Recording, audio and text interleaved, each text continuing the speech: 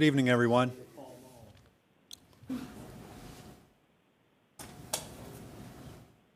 We're here for City Council meeting. It's Monday, October 5th, 2020. We'll start the meeting with a roll call and determination of quorum. Nordstrom. Roberts. Stroman. Here. Armstrong. Jones. Lehman. Solomon. Evans. Drew. We have a quorum. Okay, thank you. And did you get Richie Nordstrom on the telephone? Yep, I'm here. Okay, so folks, we have one of our members calling in tonight, which is going to change how we vote. It's going to have to be a roll call vote tonight on items. So we'll start now with an invocation by Jonathan Harms.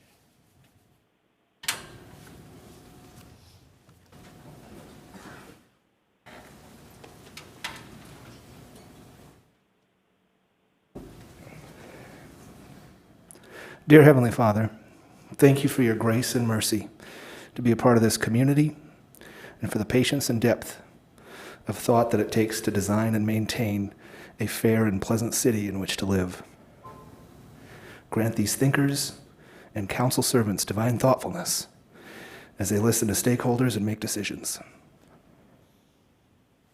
May there be ample opportunity for clear and thorough discussion, and may we remember the considerate words found in Psalm 91, he will cover you with his feathers. Under his wings you will find refuge. His faithfulness will be your shield and rampart. In Jesus' name, amen. Amen, thank you. And now I'd like to call up Jean Tyon for an additional invocation tonight.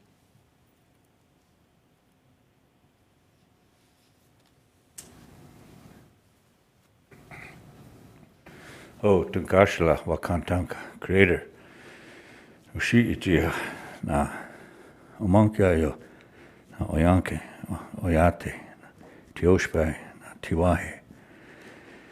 Tunkashla Wakantanka, humbly ask you, be with us tonight. Help us to understand the problems we are facing in our community right now, and in our state and in our world. Humbly ask you, help us to open our minds and listen and to understand what is being presented and be able to retain this information. Humbly ask you, be with our community, our families, throughout the years to come. And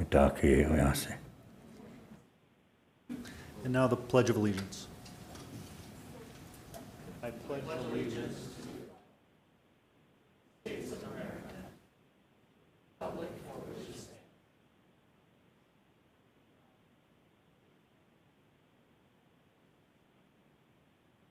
Thank you, everyone.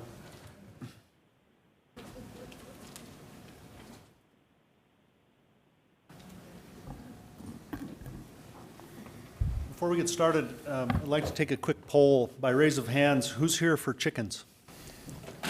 And who's here for watershed? Okay. It's a full house tonight, and I'm just going to let you know that the watershed item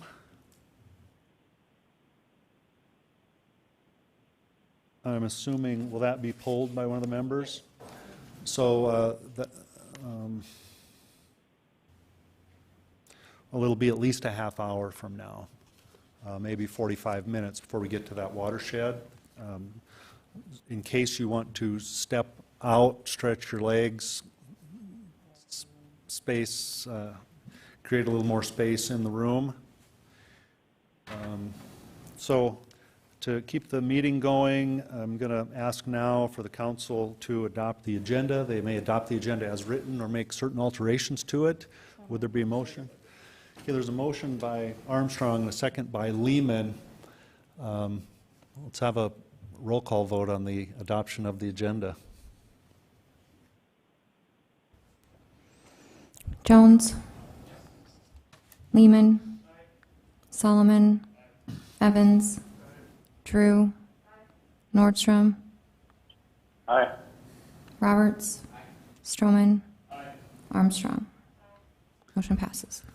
Okay, the agenda is adopted. Item number 1, awards and recognitions. I'm going to read a proclamation for National Cybersecurity Awareness Month, and then I'm going to turn the podium over to our IT Director, Jim Gilbert.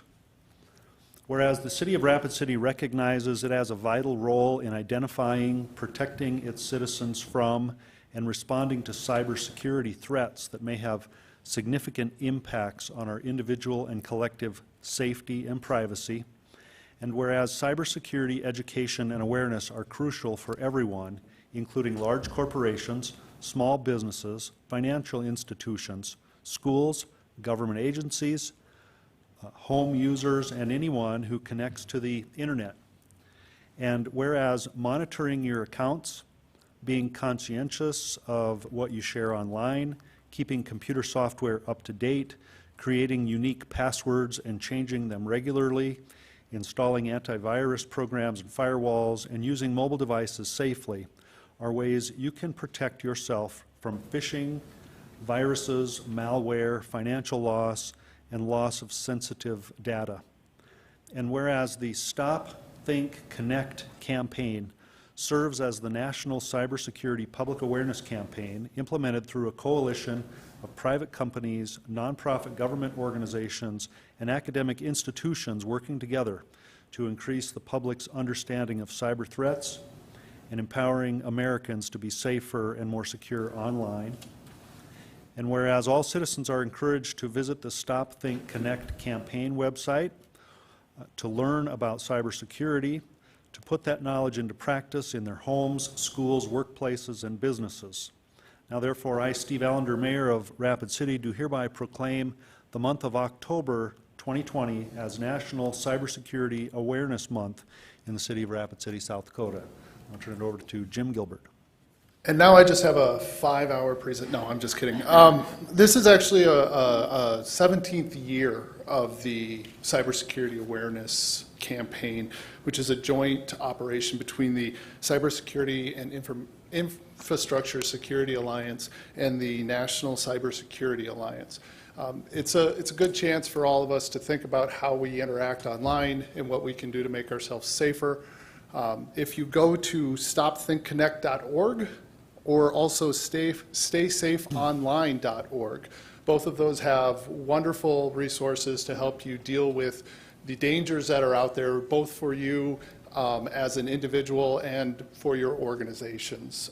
So whether you're a public entity or you're a private company, they all have cybersecurity awareness training, posters, information that you can use in your daily lives. Okay, thank you. And now item 2, we have a presentation on the Indian boarding school history. Heather Don Thompson and Dr. Eric Zimmer.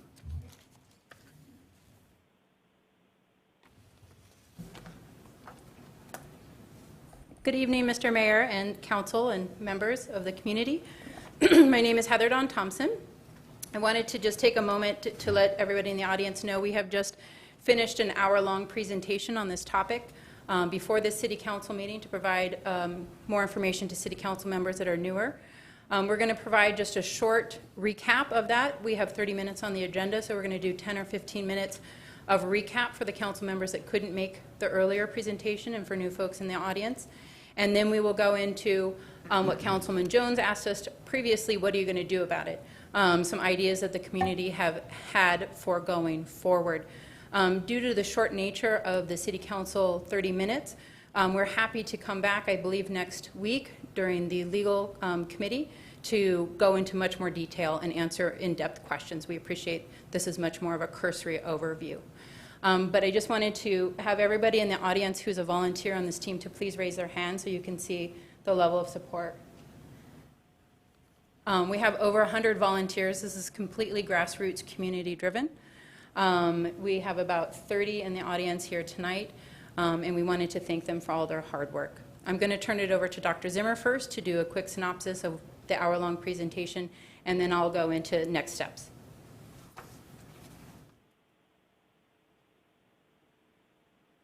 Good evening, Council.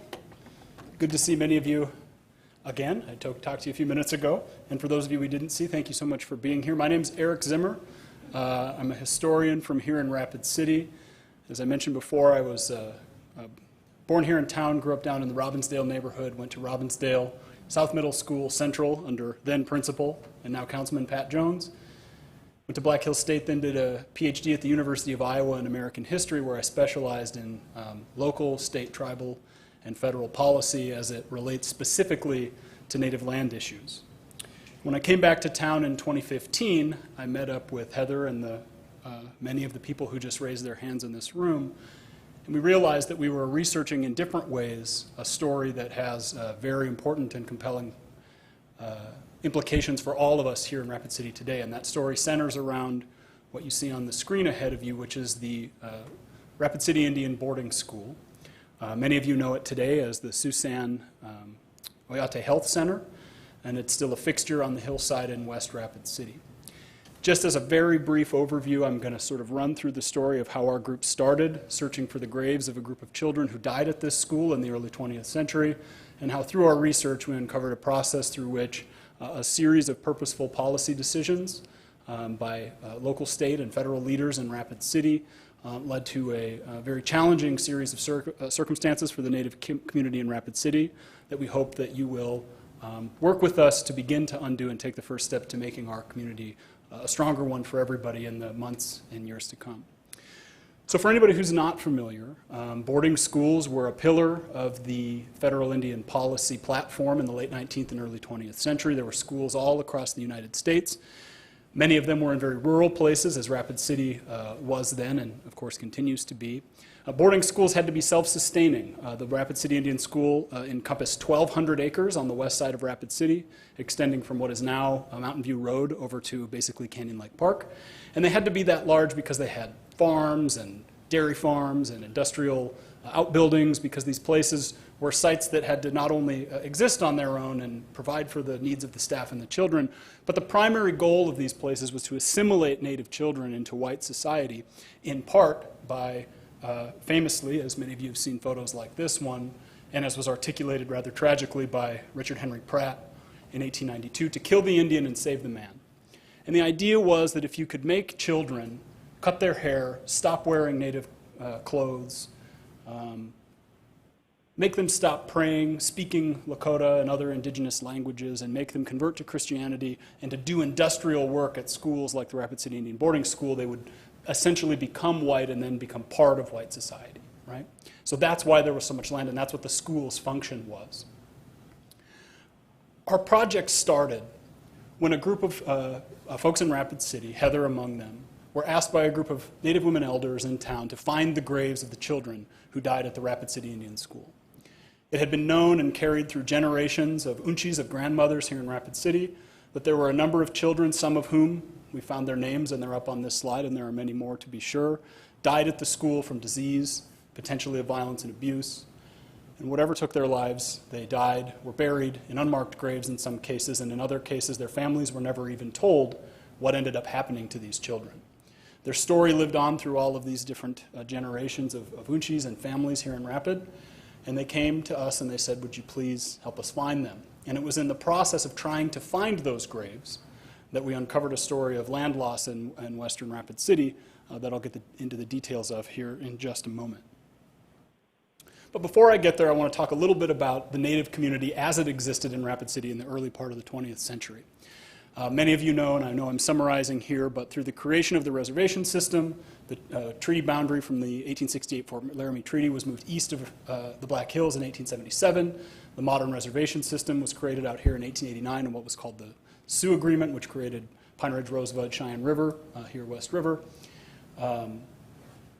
And what ended up happening was, during that era, the federal government passed stipulations that made it so that Native people could not leave their reservation without a special pass from the superintendent of their reservation.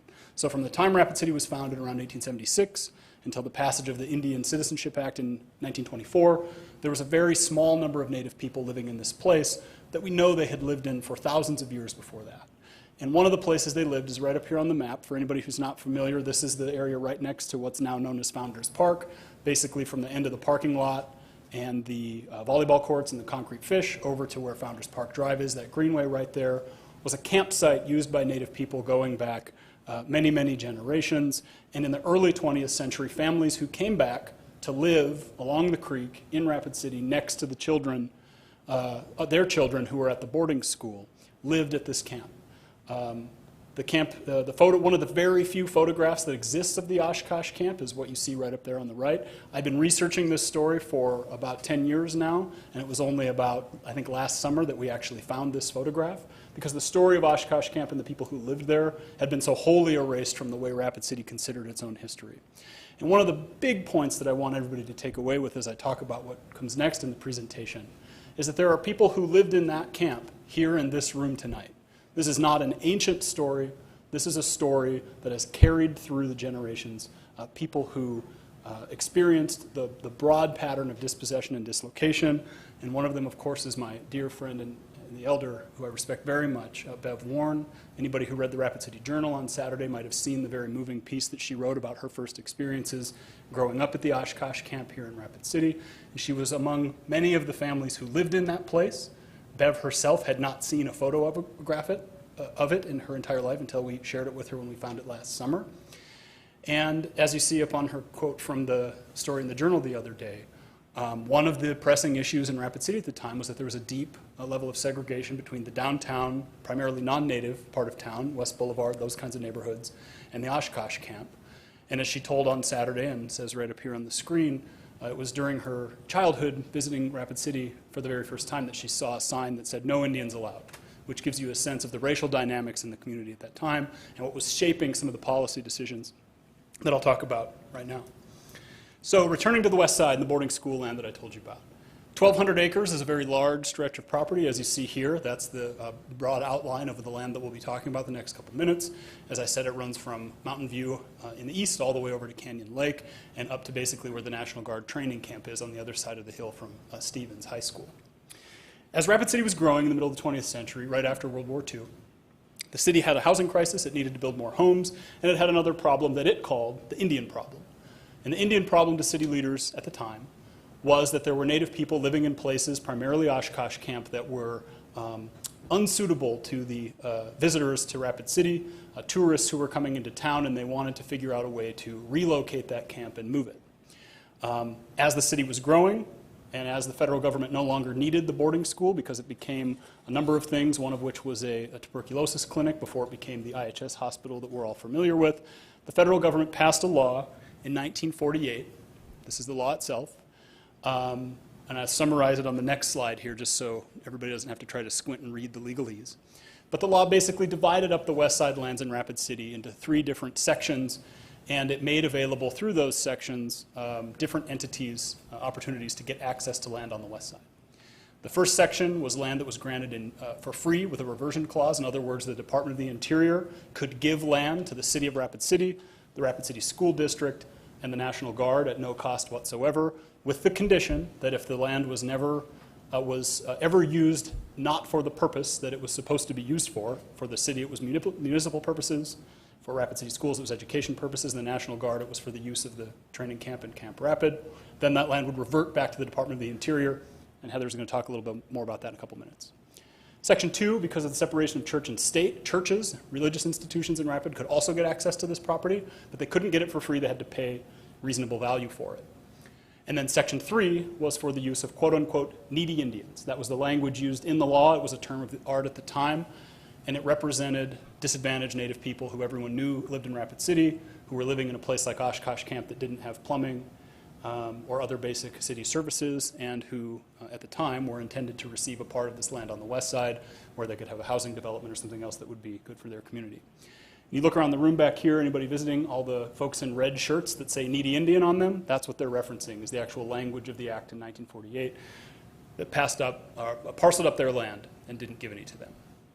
So this map here, and I know I go sort of quickly through this, but basically this map shows that land and all the different sections. Anybody who's from Rapid City knows Sioux Park, the National Guard camp, all of these different places in town that were parceled up and divided under the terms of that law. You may notice that there's spots like this one right in the middle that has a lot of residential streets running through it. You may have noticed that residential housing was not part of the conversation in the context of that 1948 law. What ended up happening was that a number of churches here in Rapid City got the land, bought it under the terms of the 48 law, created real estate companies, and then flipped the land at a profit, selling it off to real estate developers, and that's how there ended up being housing in some parts of this section of town, right?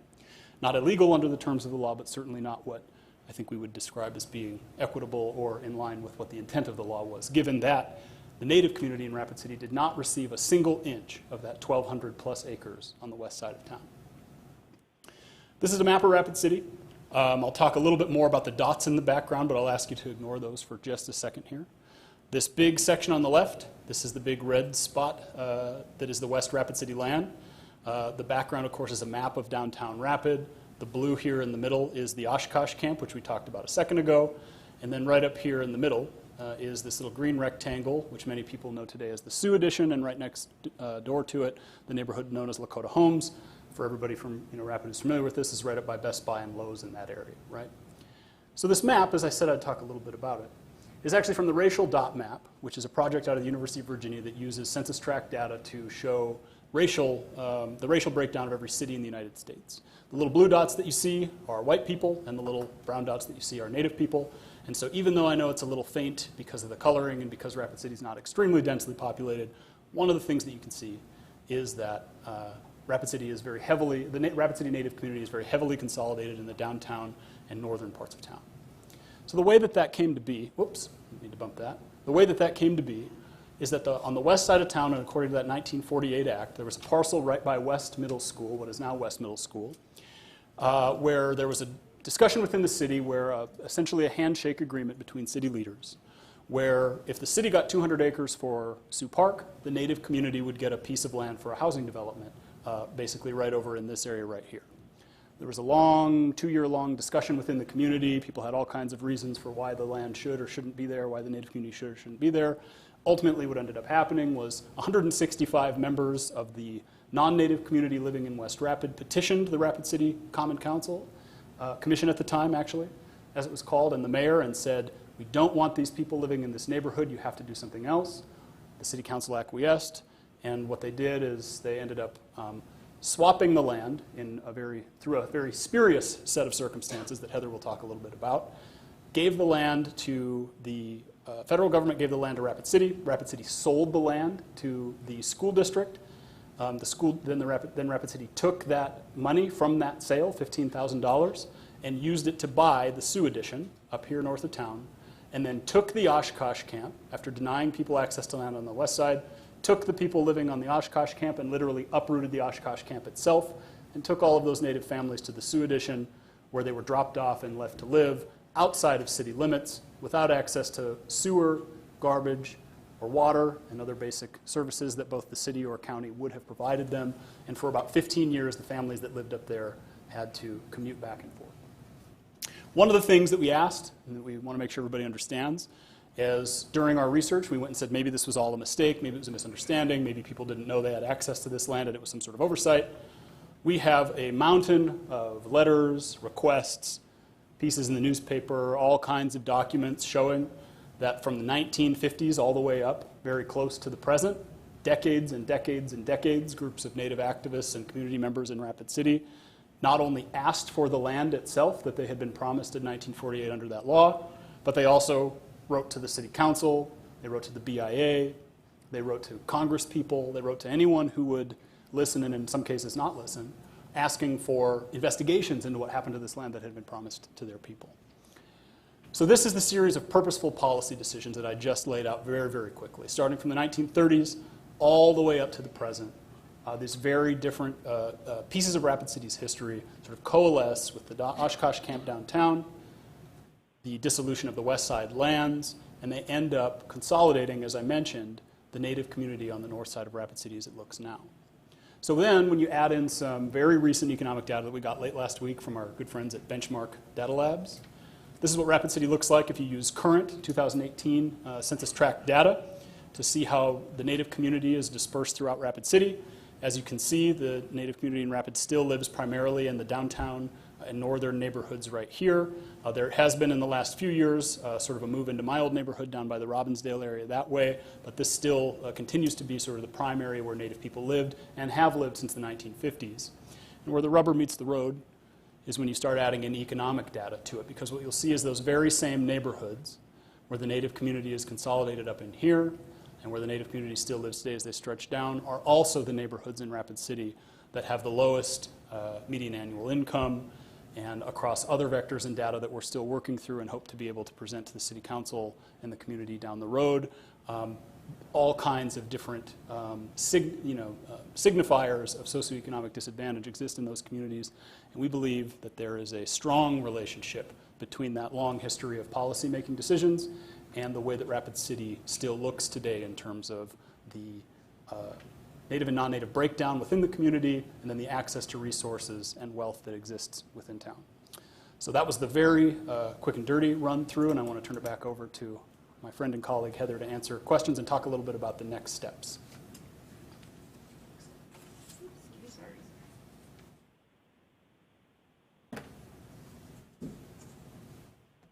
Thank you, Dr. Zimmer. I have some slides to show as well, and so you can go ahead and keep it dimmed. But I just wanted to take a moment to acknowledge, we shared this in our earlier presentation, that we as a team have been telling this story for 5 to 10 years, but our elders in our community have been telling this story for 70 years. And so I wanted to thank the elders in the audience, Bev Warren and Jace DeCory and Marlis Miner and Bev Running Bear, and all of the Unchis before us who preserved this history so that we would be able to share it today. They told us to go away and get educated and come back, and that's what we did, and we hope that we're doing them proud by sharing this with you now. In our previous presentation, Councilman Jones asked the great question, well, what are you going to do now that we have this shared history? And we're hoping that lots of things happen, but we wanted to highlight at least 3 of those things today. One is education and outreach. The second is the Children's Memorial, which we will be showing and launching to you tonight for the first time. And the third is the land exchange, which we'll be coming back next week to talk in much more detail and answer very specific questions about. Regarding education and outreach, we've lost track of how many presentations we've all done collectively, but it's closing up to 100 now, I think. Large presentations, internet presentations, small presentations. And one of our #1 goals is that when we give this presentation to the Native community, the question is, what's the big deal? We've known this the whole time. And when we give this presentation to the non-Native community, it's shock and awe, and it's the first time anybody's heard it. And so what we're hoping to do is share enough education that we're all on the same page so that we can move forward in a really positive way. It's real hard to do when we don't share the same information about our shared history. So we'll continue to do those. Along those lines, in our public education, we've been trying to get as much media coverage of the story as possible in a variety of different formats for different age groups. We've got radio, newspaper, television, Facebook, Twitter, our websites. You can also watch our full presentations on YouTube. And then finally, we've been less successful in this category, curriculum, but we're hoping that this will improve. We would love to work with the school board more and the teachers to incorporate this history more into our curriculum so that our children are learning the shared history together and it's not a new conversation when we become adults. And then second, our Children's Memorial. As you heard in the previous presentation, this all started, at least in this most modern iteration, is when the elder women in our community asked us to identify and find the unmarked graves of the children who passed away at the Indian boarding school. Unfortunately, the boarding school did not keep track of the children that passed nor where they buried them, and so it's taken us quite some time to find these 50 names, but we're quite certain that it's many, many more than this. We have started an annual walk in their honor so that they are not forgotten, and we hope you can join us. That's next Monday, Native American Day at 10 a.m. We begin in Sioux Park and walk to the site of where we think the unmarked graves are located. And we are going to, LaFawn Janice is in the room. She's in charge of that walk. If you have any questions, I'll have her raise her hand. She's being shy.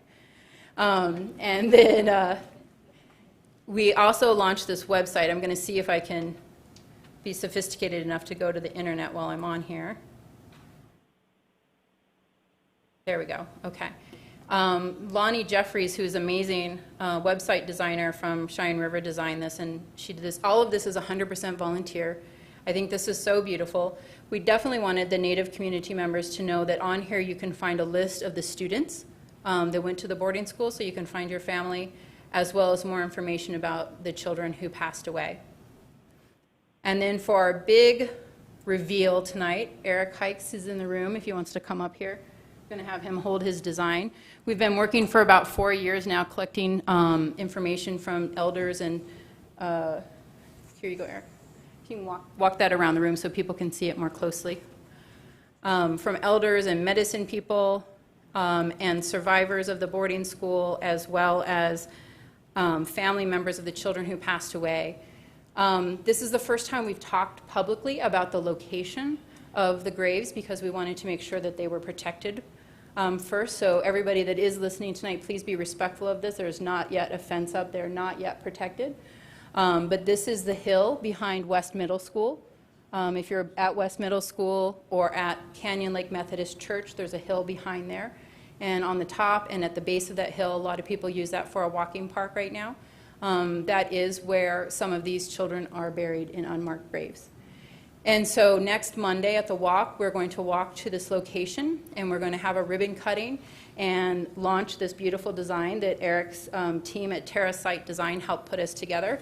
Again, 100% volunteer from his company. We appreciate it so much. And you can see it's a very simple but beautiful design that is supposed to be focused around prayer. You drive up to the bottom, and there'll be stories and histories of the children as you do go up to the walking path to the top. There'll be places to stop and rest, and there'll be storyboards about the history that you learned today.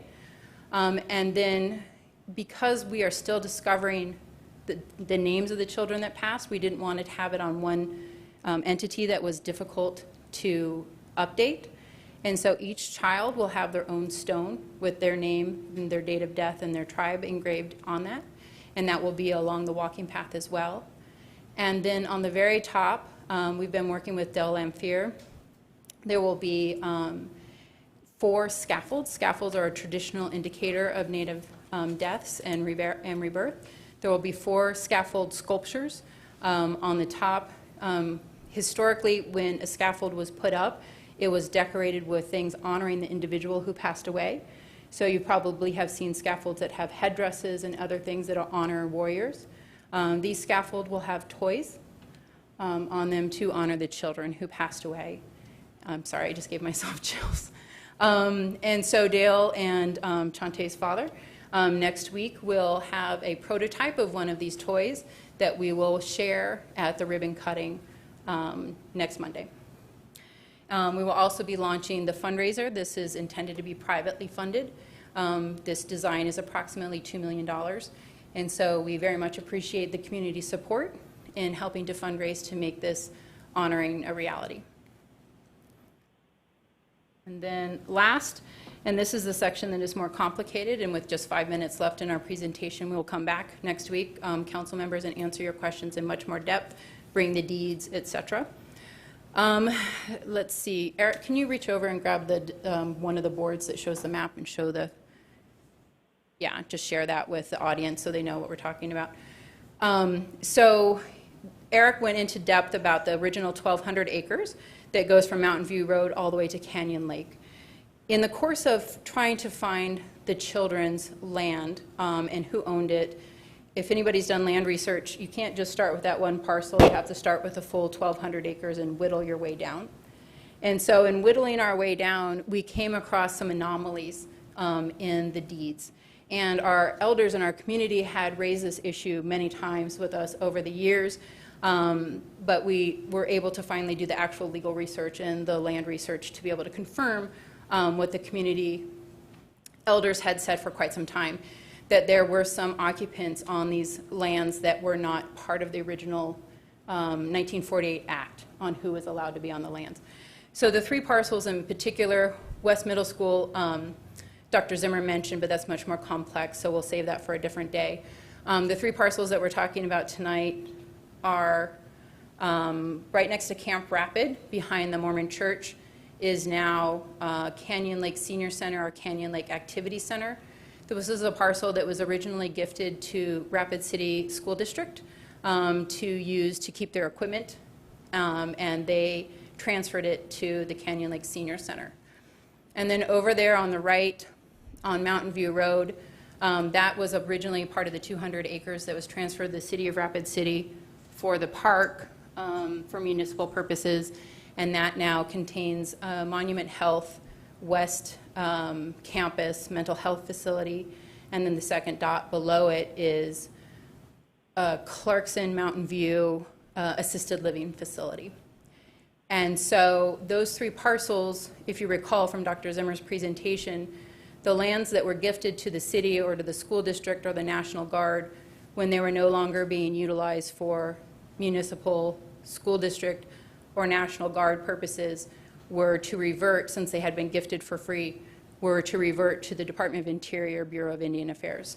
And so we inquired with the Department of Interior, Bureau of Indian Affairs, and they did in fact confirm that those three parcels are subject to reversion. This is the letter that was sent in 2017. They also shared, though, however, at our request, the community's request, the occupants of those parcels wish for their parcels to not revert to the federal government. And so we asked the federal government to defer to us as a community, the city, the school district, all of us as community members, to come up with a local solution, to be creative about it, rather than having the federal government come in and tell us what to do. And so that is what we've been trying to do for the last 3 years or so. We've been holding a series of meetings. This is what you saw Dr. Zimmer show earlier. There is another provision in that law that allows that land to be used for Native Indians. And specifically what it says is that you can use those specific parcels, or you can swap those parcels for Native Indians. And so that's the concept we've been working with for the last couple years, is if we were able to instead swap those parcels so that the current occupants could stay on them, and then the swapped parcels would be used for quote-unquote Native Indians, which was an unfortunate term of art in 1948. We had an inkling of what the Native community might want to use the parcels for because they had requested it so often. And one of the most common themes, of course, was for a community center, a gathering place. And a second often common theme was for housing, which, of course, we continue to see the same theme today with lack of housing in the creek and the affiliation with the historical affiliation with the creek. And so last year, after 3 years of presentations, we did get that feedback in our presentations. Those were the common things and the common themes. It confirmed what our elders had told us for the last 70 years. But we wanted to make it very Western and official, so we did a formal poll. We held a series of in-person meetings in the Native community, and then we also did an online poll that Val Big Eagle, with her sophisticated IT experience, hooked us up with. And then we entered all of that information together. And you can see there's so many needs in our community, from immersion school to treatment facility to housing, powwow grounds, et cetera. But by far, the number one vote getter, especially if you combine your ranking, first ranking and your second ranking, was for a Native American community center. We then had the conversation of, okay, great, if we do get this land swap in this Native American community center, we don't want it to be dependent upon the government or grants. How can we make it self-sufficient and make it last? And so the conversation was on for a community development corporation whose sole job would be to create income to subsidize the community center. And so then the vote was, okay, if we did have this community development corporation and we capitalize that, what would it make money in? What would it go out and create revenue? And you can see it's less clear. The votes were more across the board. But housing, a hotel conference center, and a cultural arts center, tourism, museum were the top three vote getters. And so we're thinking it would be designed to go into any of those three industries. So again, the thought is behind it is that there would be a swap, a one-for-one swap for the land value and building value of those three parcels. And then in return, those occupants would get their deeds and be able to stay there. And then the new parcels would be used for needy Indians for some of these issues that the community's been asking for 70 years, and then more specifically pulled on today. And so to answer your question, Councilman Jones, what would we like you to do? We'd like you to do all three of these things. We would love for you to continue to help educate with us so that this is a shared history in our community. We would love for you to support the memorial and help get the word out, attend next week, help us fundraise within the community. And then we'd like to have a more complex, it's my timer, my time's up, a more complex conversation about a potential land exchange. And we'd like to come forward next week with a resolution for your consideration this month in hopes that we might have that passed by Native American Month next November, or this November, November 2nd. Here is our information, our email account, our websites, and our Facebook to provide any more information. We appreciate your time. We look forward to coming back next week and answering any questions in detail. Thank you, Mr. Mayor. And thank you, Heather and Dr. Zimmer. Appreciate that. Okay. We have no speaker request forms for general public comment, but we do for some other items. So we'll skip the general public comment time, going to non-public hearing items 3 through 35, and open public comment on items 3 through 31. So we have a stack of requests to speak on item 28, the Rapid Creek Watershed. And there's a number of these forms. So when I call on your name, you could approach the podium over here. You have these 3 traffic lights here so that you know when you're about out of time. Everyone gets 3 minutes. And I would just ask you, because of the volume of these, just not to repeat everything everyone else has said. Okay? So first up on item 28 is Rick Bell.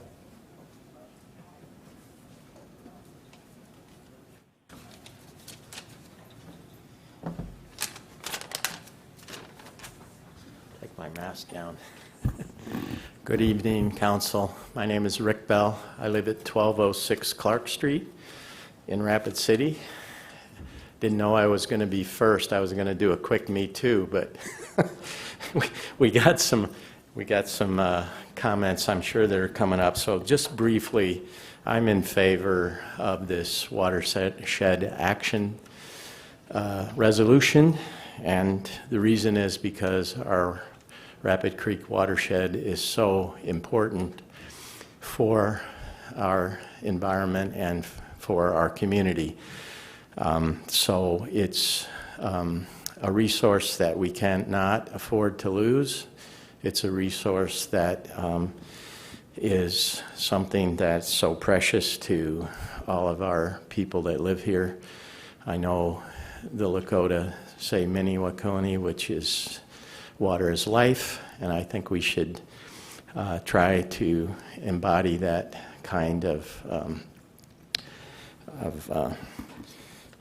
importance in our lives. So it would mean withdrawing water mining claims, which are not proven in the area, because mineral withdrawal has been so detrimental to our environment here in western South Dakota. Other than that, I think there'll be some other people that'll be speaking, so I'll just try to be brief and let them speak. Thank you. Okay, thank you.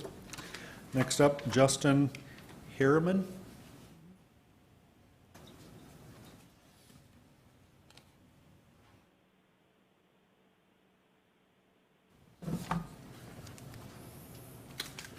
Mr. Mayor and council members, thank you for entertaining our resolution. We're here to ask you to pass the resolution of support towards congressional designation of the Upper Rapid Creek watershed as a recreational area with a mineral claims withdrawal. Now, this would protect the local economy, which is based in large part on tourism, outdoor recreation, and agriculture. It would also protect the surface water in the aquifers, which supply water for Rapid City, Rapid Valley, Ellsworth Air Force Base, Box Elder, and all those downstream users. Now, this recreation area will prevent most or all gold exploration and mining in the watershed. our nonpartisan coalition members are here this evening to express their support for this action. Now, you're going to hear some opposition, and what's happening is, unfortunately, folks are spreading what we like to call FUD, fear, uncertainty, and doubt, to sway you from passing this critical resolution. Their motives are profit. Our motives are preserving our current recreational usage and the safety of our drinking water. We're looking for the status quo minus the ability for the mining claims to be exploited. The safety of 2 weeks ago, a team from F3 was out surveying Jenny and Sunnyside Gulch so they can start drilling, because last week F3 received a state permit to drill there. They're actively looking to exploit this resource. Our economy is based in ag and tourism, which depend upon the water that is stored in the lake and under the ground. Now, mining cleanup is expensive. During the legal and finance, I expressed some very important facts and figures. I don't need to repeat those, but think about open cuts, tailing piles. That's going to impact the hunters, the fishermen, the kayakers, the ATV riders, pleasure boaters, hikers, cattle producers, all of whom are spending their dollars in our community. The proposed recreational area strengthens the multiple users of the forest, lakes, and streams, contrary to the fear, uncertainty, and doubt that might be being spread. You have a difficult job. I appreciate how hard it is to sit up there and listen to the opinions of everybody and then make a judgment call that can have long-lasting gravity for our communities. So really, I'm asking you to recognize that you have a moral and fiduciary responsibility to our community to pass this resolution. It is just a resolution. It is not binding legislation. And secure the water and the future of Rapid City. An open cut in Jenny Gulch above Pactola Reservoir would be a travesty. And that is the future that we are looking at and we're trying to stop with this action. So thank you very much for your time. Okay, next is Mark Tilson.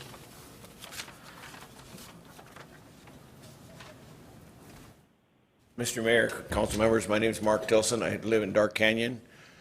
I'm a co-founder of Native American Natural Foods, which is a company that sells the Tonka Bar. So we're a member of the Outdoor Retailers Association. We've won the Backpacker Editor's Choice many times. Our product is currently listed at USDA by US Today as one of the top 10 outdoor adventure products in the country.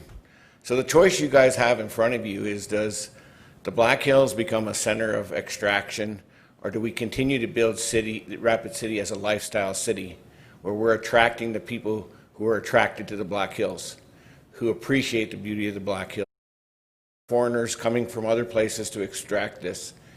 And I can tell you from doing many events with hikers, backpackers, rock climbers, hikers, kayakers, they're not coming to a location that is built for extraction. This gold mining is not compatible with the future of the city, and as already outlined, it's a danger actually to the drinking supply of the city. And I really think this is really is a really important issue, and I think this is a really creative solution. By proclaiming it a recreation area, it's going to allow us to build that lifestyle style that everybody wants and why people live here. So I would really like you to consider this and support this very bipartisan approach. And I really can't end without, I'm really impressed with Dr. Thompson's presentation earlier and what the Native community presented to you today. And it gives us another chance to take a step back and let's rebuild this city on some real honesty. And obviously there has been a lack of that, and it's time to rebuild it. And I think we have to take those seriously, what they said here tonight, and we have to look at the water, because it's not just a native saying that water is life, it's a reality. And so each one of us have this responsibility and this choice to make tonight. And I really urge you to support the resolution. Thank you. Thank you. Is Robin Zephyr here still?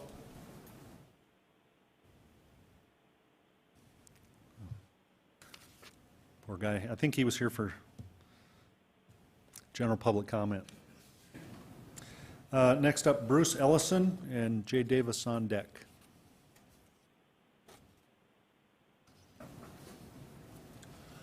Good evening, Mr. Mayor and members of the City Council. Thank you for this opportunity to have a few moments to visit with you about this issue. I live along Rapid Creek. I also live in Dark Canyon. And try not to repeat what people have said before, but we do understand about the importance of water, not only for the city of Rapid City, but those of us who live along Rapid Creek and depend upon in our wells from alluvial water, from the aquifers that are recharged by Rapid Creek. But this is also about recreation, and certainly can't echo enough the importance of recreation for tourists and our economy, but also for our local people. I mean, what I see coming up Rapid Creek are mostly people from Black Hills. They come up to fish. They come up to hike. They come down in kayaks. They come down sometimes in inner tubes. People go in and swimming. You can go to a number of different areas along Rapid Creek all the way up to the lake, and including the lake, where people take their kids. My kids grew up. My grandkids have been in Rapid Creek. You know, it's a place that we have a chance through this particular resolution, which has been mentioned as non-binding. But when are we going to start really including in thinking of our future generations, like for my grandchildren, will the Rapid Creek watershed be a more viable, cleaner place to get water from, to get fish from, to enjoy the fish from? The animals along the creek who use that water, will they be healthy to eat for hunting? We get hunters coming through as well. So really when we talk about recreation, what we're talking about is the things that we like to do when we're not at work, right? And what we're talking about is preserving an area that we all love and want to only make better for our future generations. And all this resolution just says is, you know, we as a city, and I know I live just a little bit outside of the edge of it, but we're all really in this together. And that's why I thank you for the time, even though I just live a couple of miles outside of Rapid City proper, because this is about our future and about our grandchildren and their grandchildren. So please consider this in a way that things would be better for them. Because we talk about tourism briefly, 14,000 jobs versus what? 200 for a gold mine, 300, 400, and what is it going to leave us with? Let's look at what goes on in the Northern Hills. Who wants to swim in the streams and rivers up there? Who wants to try and eat their fish? We don't have to have this. Thank you very much for your time. Thank you. Jay Davis. Good evening, Mayor Allender, members of the council. I'm Jay Davis, resident of Ward 1. I also ask you to pass the proposed resolution supporting congressional legislation to designate the Upper Rapid Creek watershed as a recreation area and withdraw it from potential mining. Rapid Creek is truly our lifeline. In addition to its recreational attributes, it provides clean drinking water for the city of Rapid City, city of Box Elder, Ellsworth Air Force Base, and other downstream users. We have in western South Dakota what's known as a semi-arid climate. We're not a desert, but we're usually short of water. That will become more urgent as the climate changes. Lake Pactola is a recreational gem. It's a tremendous asset to our area. All of this is threatened. In April of this year, the organization American Rivers named Rapid Creek as one of the 10 most endangered rivers in America. That may have come as a shock to some people who live here. Why was that? And it's because of pending mineral exploration, including at Jenny Gulch. And what can we do to protect it?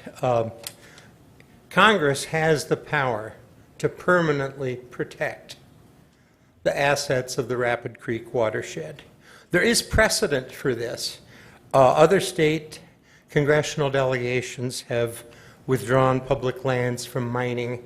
Within the last year and a half in north central Washington, national forest land was withdrawn from mining and designated as a recreation area, partly because it was threatened with a large open pit mine, and it was a much beloved ski area. That legislation was introduced by the 2 U.S. senators from the state of Washington, who happen to be Democrats, and the representative from that district who happens to be a Republican. With bipartisan backing, it sailed through Congress without opposition and is now the law of the land. There is legislation currently pending to permanently protect land around the boundary waters in our neighboring state of Minnesota. What we're asking you to do is to ask our congressional delegation, Senators Thune and Rounds, Representative Johnson, to introduce legislation like that to protect the Rapid Creek watershed. And I ask for your favorable consideration. Thank you. Thank you. Eric Heikus.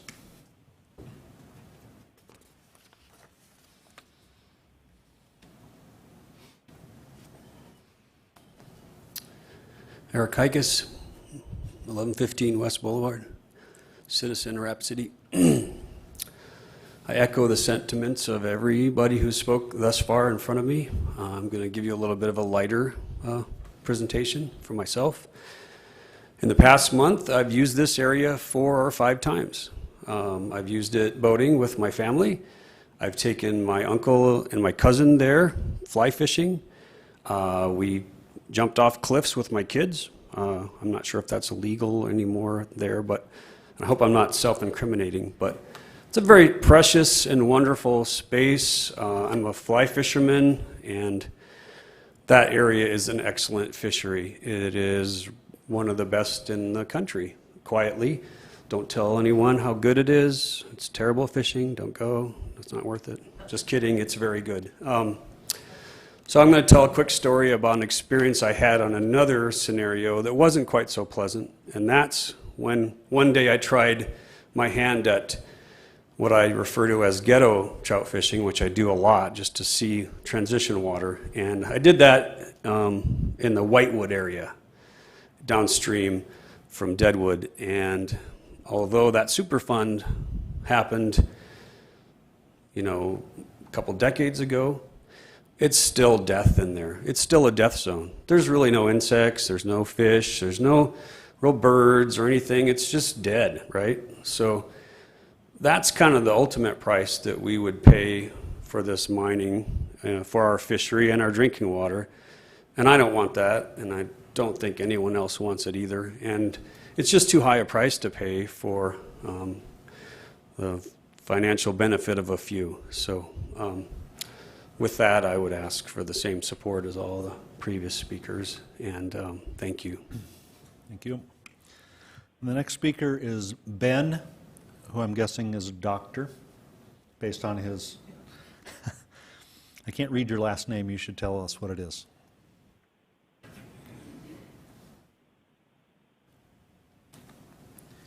Thank you, Mr. Mayor. My last name is Woodkey, and no, I'm not a doctor. I just have poor penmanship. Mr. Mayor, members of the council, good evening. My name is Ben Woodkey. I'm providing public comments on behalf of the Black Hills Regional Multiple Use Coalition and the Black Hills Forest Resource Association regarding the National Recreation Area, which I'll refer to as NRA, and related resolution of support. For those who aren't familiar, the Black Hills Regional Multiple Use Coalition is a coalition of more than 30 diverse stakeholder user groups in the Black Hills who advocate for multiple use on public lands. As you can tell by the names of those two organizations, we are not mining groups, and I'm not here to opine on the merits of mining. Both those organizations that I'm representing and their members want clean water. We want sustainable recreation opportunities in the Black Hills, much like everybody else in this room. But council members should be made aware that the proposed National Recreation Area would catch a lot of dolphins in its net aside from proposed mining activities. Although the petition online doesn't specifically state which agency they would prefer to have managing the National Recreation Area, NRAs are typically managed by the Department of Interior or Park Service, with some NRAs managed by the Forest Service. And there are some differences between how those two agencies manage NRAs. For any administrative agency, forest management activities in an NRA are largely prohibited unless they are specifically written into the legislation with specific language that would not apply any further restrictions on forest management activities. I am not aware of any NRAs where this has occurred in the U.S. thus far. There are a few NRAs where very limited forest management is allowed in a very limited geographic area under a stack of caveats. And again, the petition online is unclear where they stand on forest management, as it's not mentioned on their website at all. But the designation itself would lend to an increased delay in responses to insect and disease issues and fuels reduction projects. In the past couple of months, I have reached out to the phone number listed on the website for the petition. I have not had a response back yet. I'm hoping that after some conversations in the hall, we can sort some of these things out. But as of right now, there's no discussion on forest management activities, thinning, timber harvest, or anything else that keeps our forests healthy. Without forest management, the very actions that we witnessed as successes in the war against the pine beetle would be lost.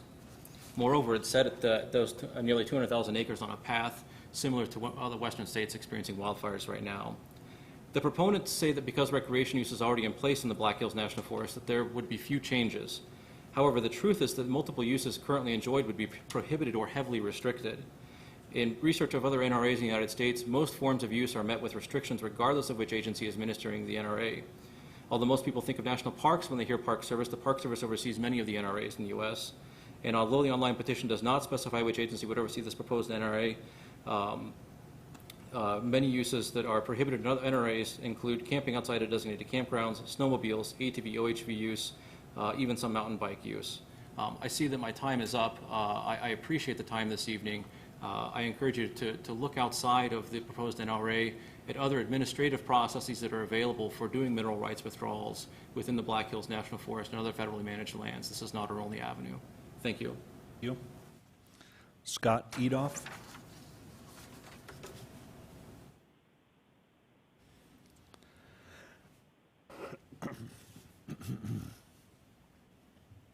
Good evening. Thank you for allowing me to take this time to speak to the council and the mayor. I'm Scott Edoff. I'm with the South Dakota Stock Growers Association. I'm the current president. I represent about 900 members in our association. And our policy is dead set against this proposal. One of the things that I'm really concerned about is the allotment owners that are up in that area. What will happen to their allotments, their cattle, and their operations? Once this gets started, and my wife and I, we fought the Wilderness Act in 2010 because it gets to be on a slippery slope. Once you start into this, it's starting out to be the mining, then it may be the timber, it may be the cattle, it may be the off-road users, and that's what I'm against. I'm for multiple use up there, and I'm for the allotment owners. And that's what scares me the most, is once we start down this slippery slope, we'll catch all kinds of people in the midst of what's going on that are just innocent people. And so with that, and a lot of those people have water rights up there too. They have water rights to use in their tanks for their cattle and other things, probably irrigation too. But anyway, once we start this slippery slope, I'm afraid that it may suck in more people than what we're talking about today. And I know everybody is for clean water. I mean, we have to have it for our livelihood, you know, our cattle, for ourselves, for our houses, and we're not anyway against clean water. But how we get there and who we run over on the way is what I'm concerned about. Anyway, thank you for your time. Thank you. Kathy Johnson.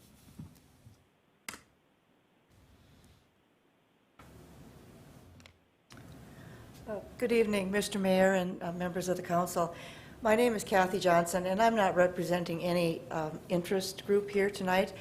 I'm a scientist, and I've worked in the area of natural resources for my entire career, and I'm just an advocate for decisions based on science, based on good policy judgment. So regarding the resolution, I'd just like to address the term potential risk. You'll find it in your last whereas. You know, whereas the Common Council of the City of Rapid City is on record in opposition to gold exploration and potential gold mining in the Rapid Creek watershed due to the potential risk to the city's water supply. And my point is that opposing any action, mining or otherwise, is premature until the potential risks are well understood and evaluated. And at this point, there's no information about the magnitude of risk. It could be negligible or it could be significant, depending upon the specifics of a particular action.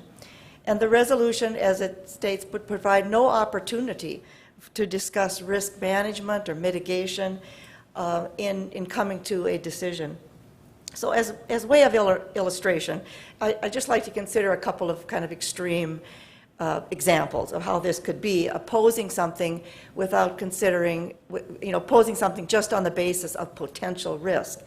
I mean, roads wouldn't be built or roads would be opposed because of potential risk of car accidents. Nobody would put up Christmas tree lights because of the potential risk of falling off the ladder. Well, I mean, of course, we build roads, we put up our lights because we manage the risk and then we mitigate the risk. And then at the end of the day, the benefits outweigh those risks. But it's a process that one goes through. And so with that in light, just thinking about, taking action just based on the potential versus holding off on taking any action about mining or any other decision really until those risks based on a particular action can be thought through. I'd really encourage you to reject this resolution and move forward, when mining does, if there's any current or future mining applications, move forward on a project-by-project basis. Thank you. Thank you. Frank Bloom.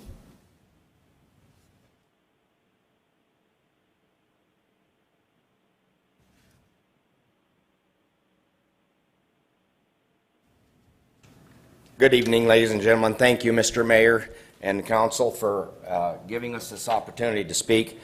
I am the the president of the South Dakota Public Lands Council, and also a pretty large allotment owner. I've been up in that area for 33 years with my cattle.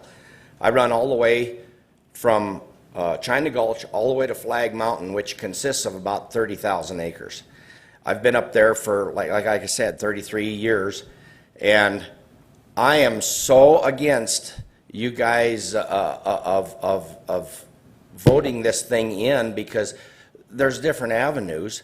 There's lots of different avenues they can go through, because it's a stepping stone. Once they get this in, then they're going to target something else, and then the cattle, then the four-wheelers, and then the fishing. And so it's a stepping stone.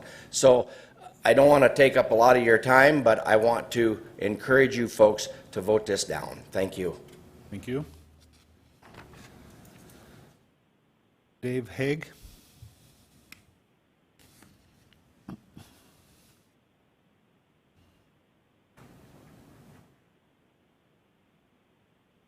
Good evening. David Haig, Rapid Valley, actually. Here on behalf of the Off-Road Riders Association. Well, I've actually got multiple hats on here. Also a member of the National Forest Advisory Board. And Patty Brown is the current president of the Off-Road Riders Association, and she could not be here, so she wanted me to come in and speak on her behalf. She is 3901 Wingate Street Avenue. I'm not really sure, sorry. We are currently in opposition to it because we don't feel that enough research or enough is known on behalf of the council. We don't want you jumping into something, passing a bill, and then finding out what's in the bill. A famous person once uttered that. We have a vested interest in recreation. I mean, the Black Hills are, I consider it to be my backyard. I mean, I've been recreating and riding horses, ATVs, hiking, hunting in much of this area. I have a cabin up near Rochford, so I mean, mining is part of the multiple use in the Black Hills, good, bad, and the ugly. I mean, it is what it is. I caution you guys from jumping into something too soon. Do the due diligence to find out what this entails with this NRA. I mean, I tried to do a little research. This got dropped on me late this afternoon, so I didn't even know it was coming down the pipe. So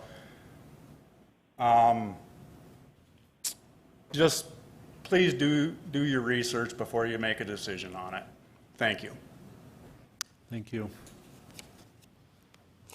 And Scott Nash, are you here for the same item? Different item? 33? Okay, we'll get to you in just a couple minutes then. So that's all of the speakers on item 28 and for this public comment period.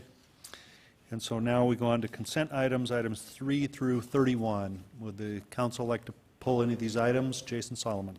Thank you, Mr. Mayor. Item 28, please. Pat Jones. Thank you, Mayor. 13, 28, and 31. Greg Stroman.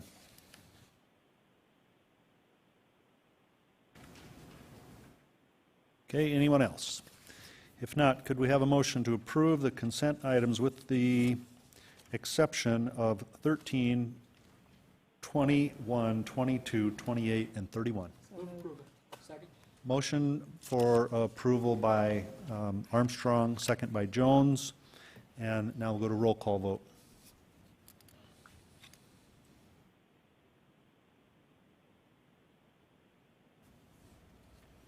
Roberts. Stroman. Armstrong. Jones. Lehman. Solomon. Evans. Drew. Nordstrom. Aye. Motion passes. Okay, now on to item 13. Authorize reduction of the requirement that the contractor perform a minimum of 50% of the work for the Tower Road stabilization. And we'll go to Pat Jones. Thank you very much, Mayor. The reason I wanted to pull this off is I wanted to share a little bit more about why it's being done and make sure that we spread what I think is really great move by the part of the city. Authorize reduction of the requirement that the contractor perform a minimum of 50% of the work for the Tower Road stabilization project. Well, normally something like that would really get our attention, saying, how come we're letting the contractor off the hook?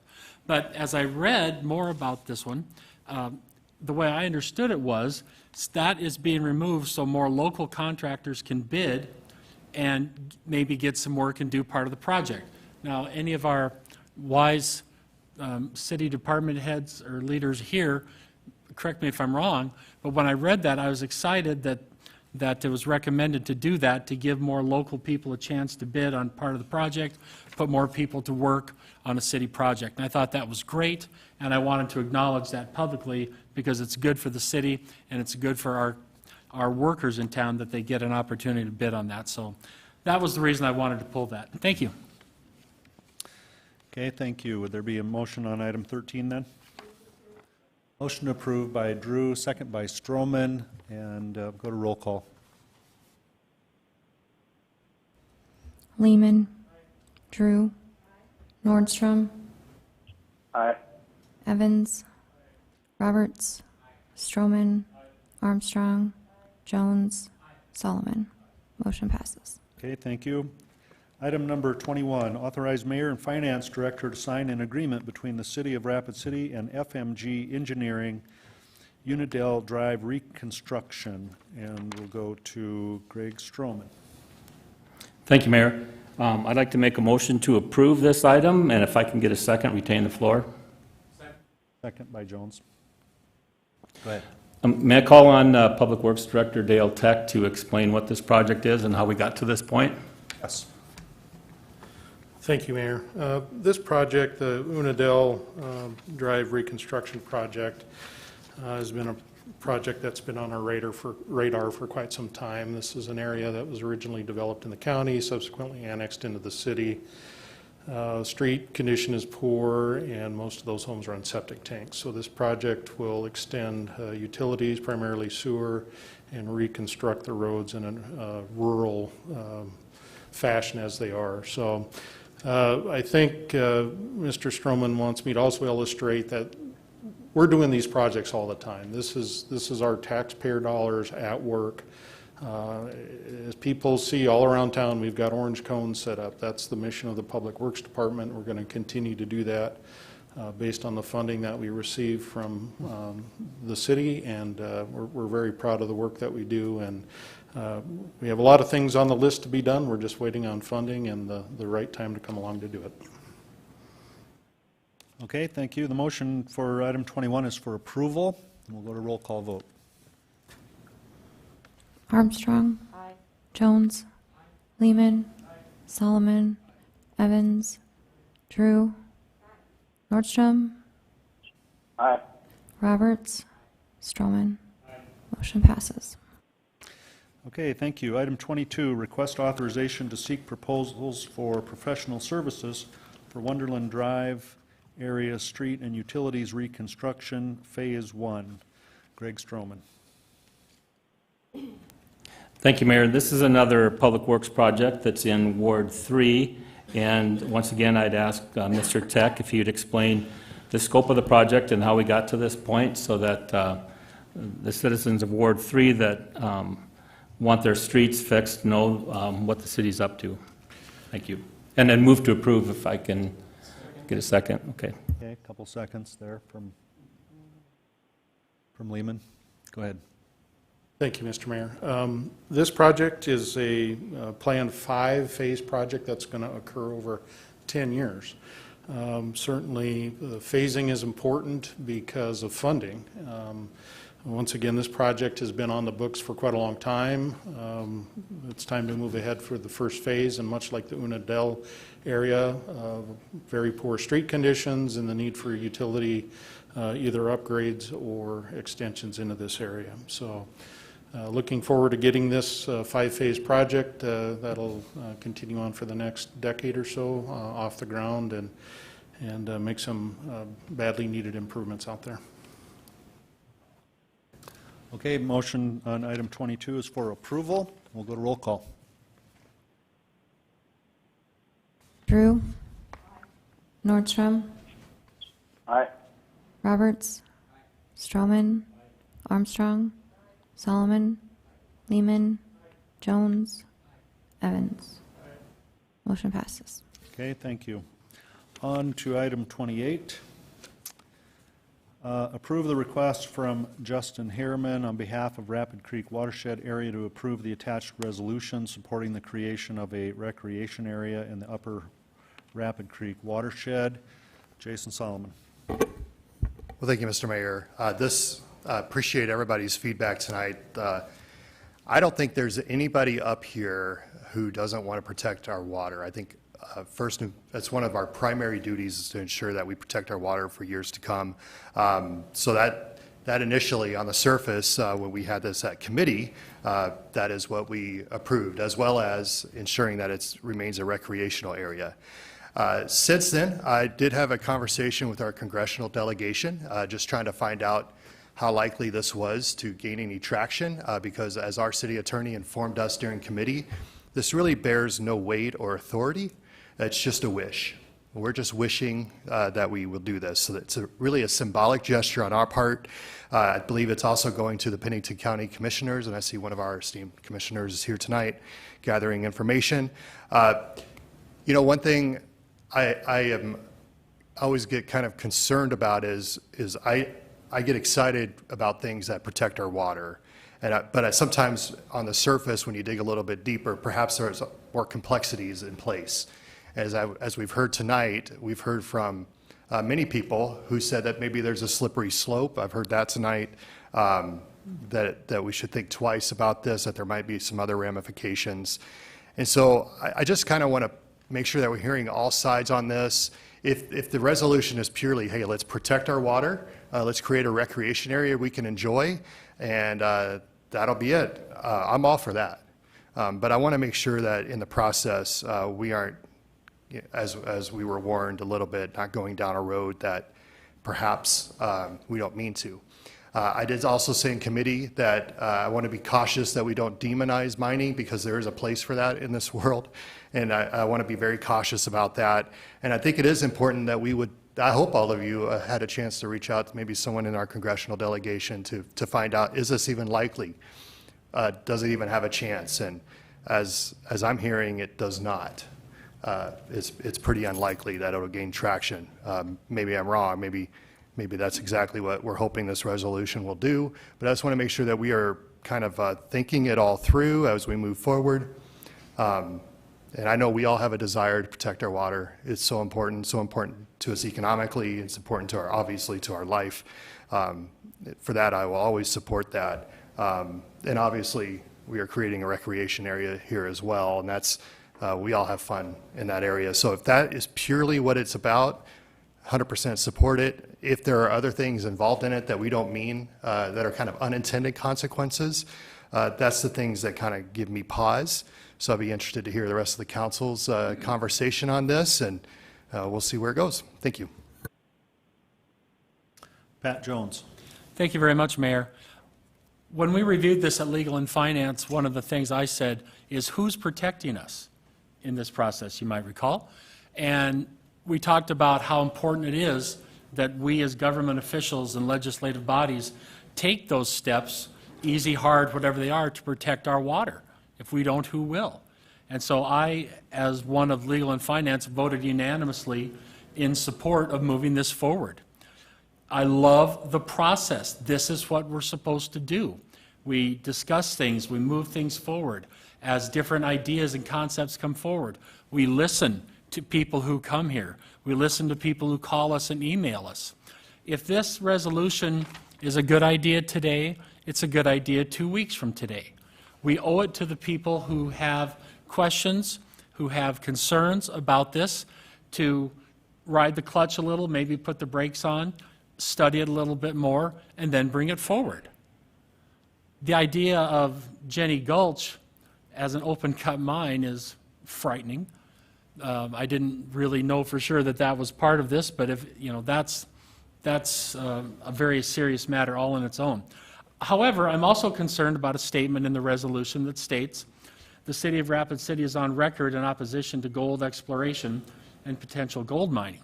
I don't think it's wise for us to take such a stand and say we're against all mining that exists, because as has been mentioned, it has its place. So as much as I agreed with it at Legal and Finance, I still agree with the idea. I believe we need to be active in supporting our water and protecting our water. But I also believe now, in the week or so since we met, that we owe it to the people who have brought forward more information to slow down, study it, and make the right decision at the right time. Like I said, if it was right then, it's right, or if it's right now, it'll be right in a couple of weeks. And I would urge us to either refer this back to Legal and Finance or table it for more study. Thank you.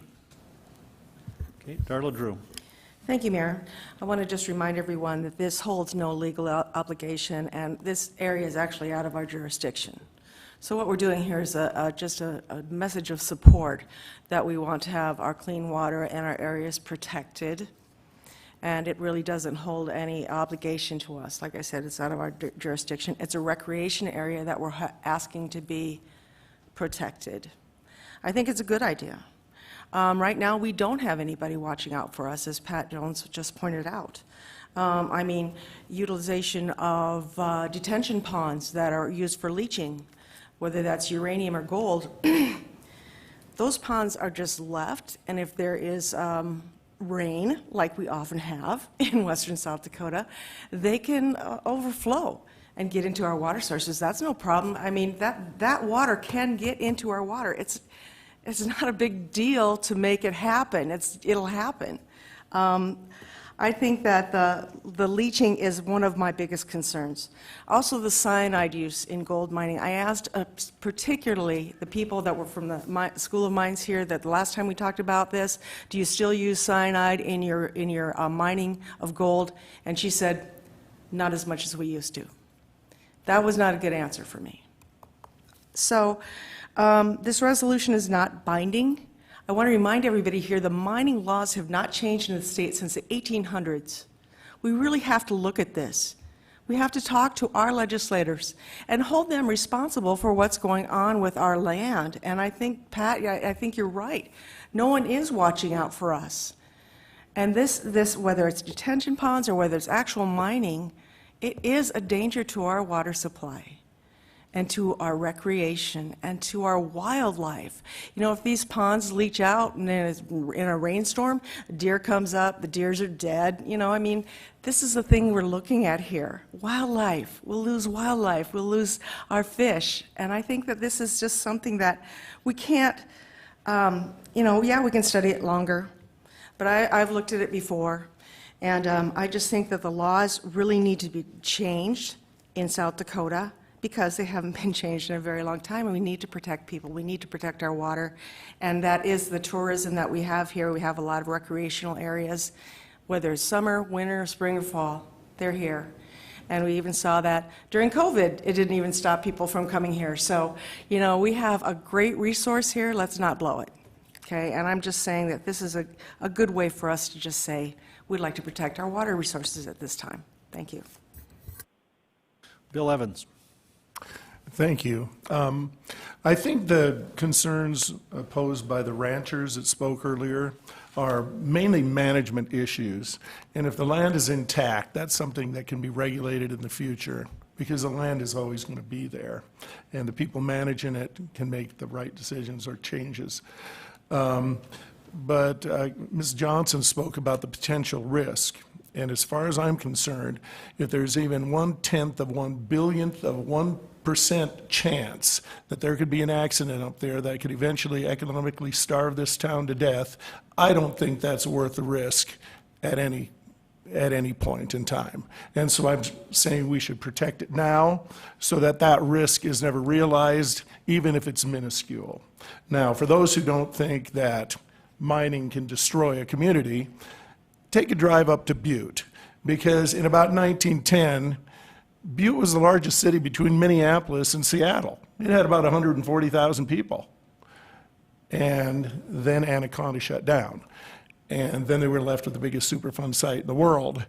And if it wasn't for the fact that one of the greatest ski mountains is only 80 miles up the road, Butte might have starved to death, and it's coming back strongly now, but not because of mining. It's because of recreation. And as a person who skied when they're young and all through high school, I used to just really love going to Terry Peak. And I stopped skiing around 1990, and I started up again 2 years ago. And I was horrified by what I saw. And if you haven't driven to the top of Terry Peak, it is now a winter recreation area, but its usefulness as a summer recreation area is gone because of mining. And I don't see a lot of people up there getting rich because of it. So I say we be conservative now, and we prevent that from happening to our watershed and affecting Rapid City negatively like that. Thank you. Laura Armstrong. Thank you, Mayor. I'd like to call up Mr. Harriman, and while he's walking up there, I just want to make some comments. First and foremost, I think each and every one of us on this Common Council ran on economic development, infrastructure, and/or quality of life, at least one of those, possibly all three. So this resolution will instill that. Also, I want to remind everybody that we own 80% of those water rights, and we have an obligation to protect that water. This is not anti-forestry. This is not anti-mining. This is not anti-ranching. We understand how much you are a part of that is a part of our community.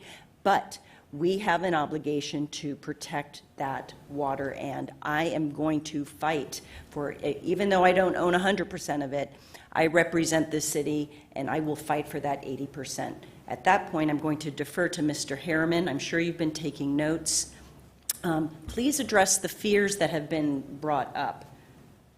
Thank you, Councilwoman Armstrong. And I would like to thank Councilman Evans and Councilwoman Drew for your strong support of this resolution, because we feel it is very important. I understand the multiple use concerns. I understand the fear that's being brought forth with regards to a national recreation area, for example, like Flaming Gorge Dam in Utah. That's not what we're asking for. That's not the intent of this. So I want to allay those fears. What we're looking for is a recreation area designation by the U.S. Forest Service along the lines of what is currently in place at Sheridan Lake. So we are not going for that national recreation area designation. I would also like to say to the Stock Growers Association, the Multiple Use Council, I've got your numbers. We're going to be talking. I want to make sure that we have clarity and that we have cohesion, because I feel like this is incredibly important to every member of our community. So currently Pactola is only protected by a 20-year Forest Service decision. We want permanent protection, not a change in use. So to allay all those fears about that we're going to have some additional restrictions to usage, that's not what we're asking for. Once again, this is just a resolution of support that we, the citizens of Rapid City, who own 80% of the water in Pactola Reservoir, which also recharges both aquifers that feed our water system, would like to see a permanent Forest Service recreational designation for the Upper Rapid Creek watershed, not changing that usage. Does that provide clarity? Absolutely. Anything else you'd like to add?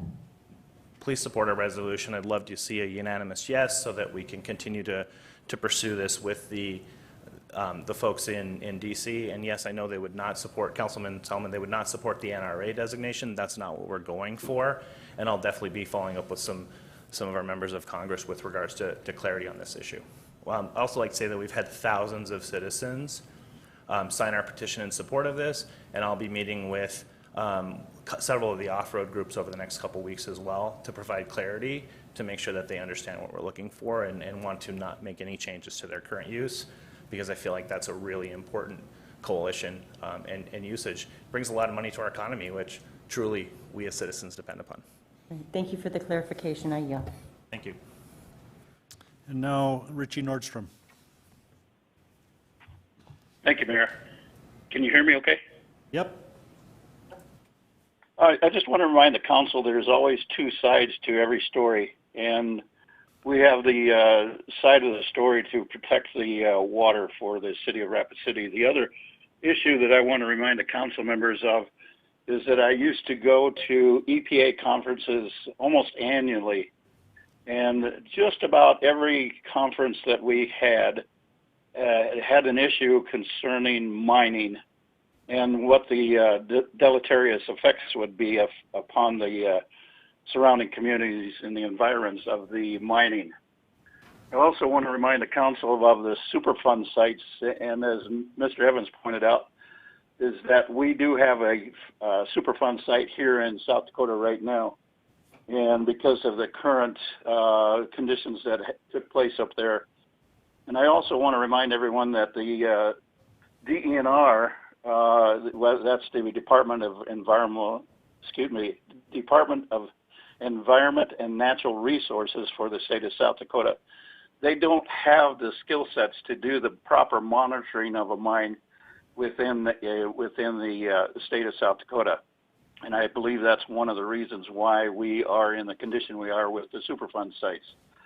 I don't mean to imply that the DENR is not capable of doing the job of monitoring the systems, but I just want to remind the folks that they do not have the people within their department to be able to do the proper monitoring and the protecting of the water sources. So mark me down as complete support of this resolution. And just a reminder that this is just a resolution, and it is not binding, as everyone else has stated. So with that, thank you, Mayor. I'll yield. All right, thank you. Greg Stroman. Thank you, Mayor. I guess I'm a little bit confused. If this is a non-binding resolution and it doesn't really have any effect other than to make a statement, which to me it's not even clear what the statement is that we're making. Yes, Jason's right. We all want clean water. We all want to protect our water. It's hugely important. It's probably the biggest single asset that we have other than our people, which need the water.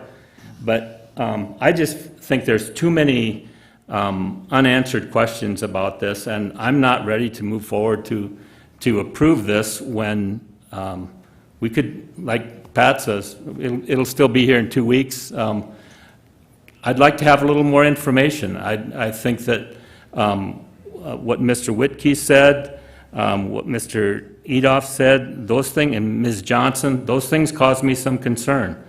So I'm just not ready to support it at this time. It's not to say I wouldn't, but I just think there's too many unanswered questions for a resolution that really doesn't have any effect. Thank you. Thank you. John Roberts.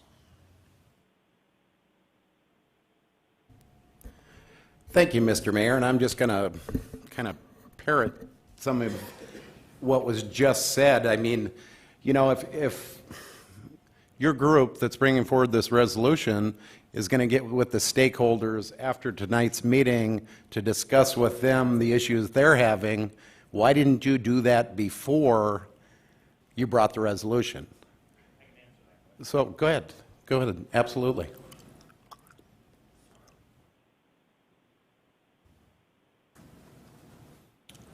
To answer your question, Councilman, we're an all-volunteer organization, and we've been actively working to recruit those stakeholders and meet with those organizations. It takes a lot of effort. And, oh, absolutely it does. And all of us have jobs. Absolutely, we do children, too. Families, COVID, economic challenges. So we've contacted groups and continued to work to provide clarity. And we'll continue to work very hard to do that, because this has to take part from a national legislation standpoint. Unfortunately, we do need local government support to do that. We had an individual that met with the Pennington County Commission as well. So we're looking for resolution of support from the City Council, from the Pennington County Commission, and all those local governments, because this is so important. Great, and I only have limited time. You know, it would have been easier for you to get that support, though, if we'd had more information and if the stakeholders had more information beforehand. Can I ask Councilwoman or Commissioner Hadcock? I know you had something that you wanted to.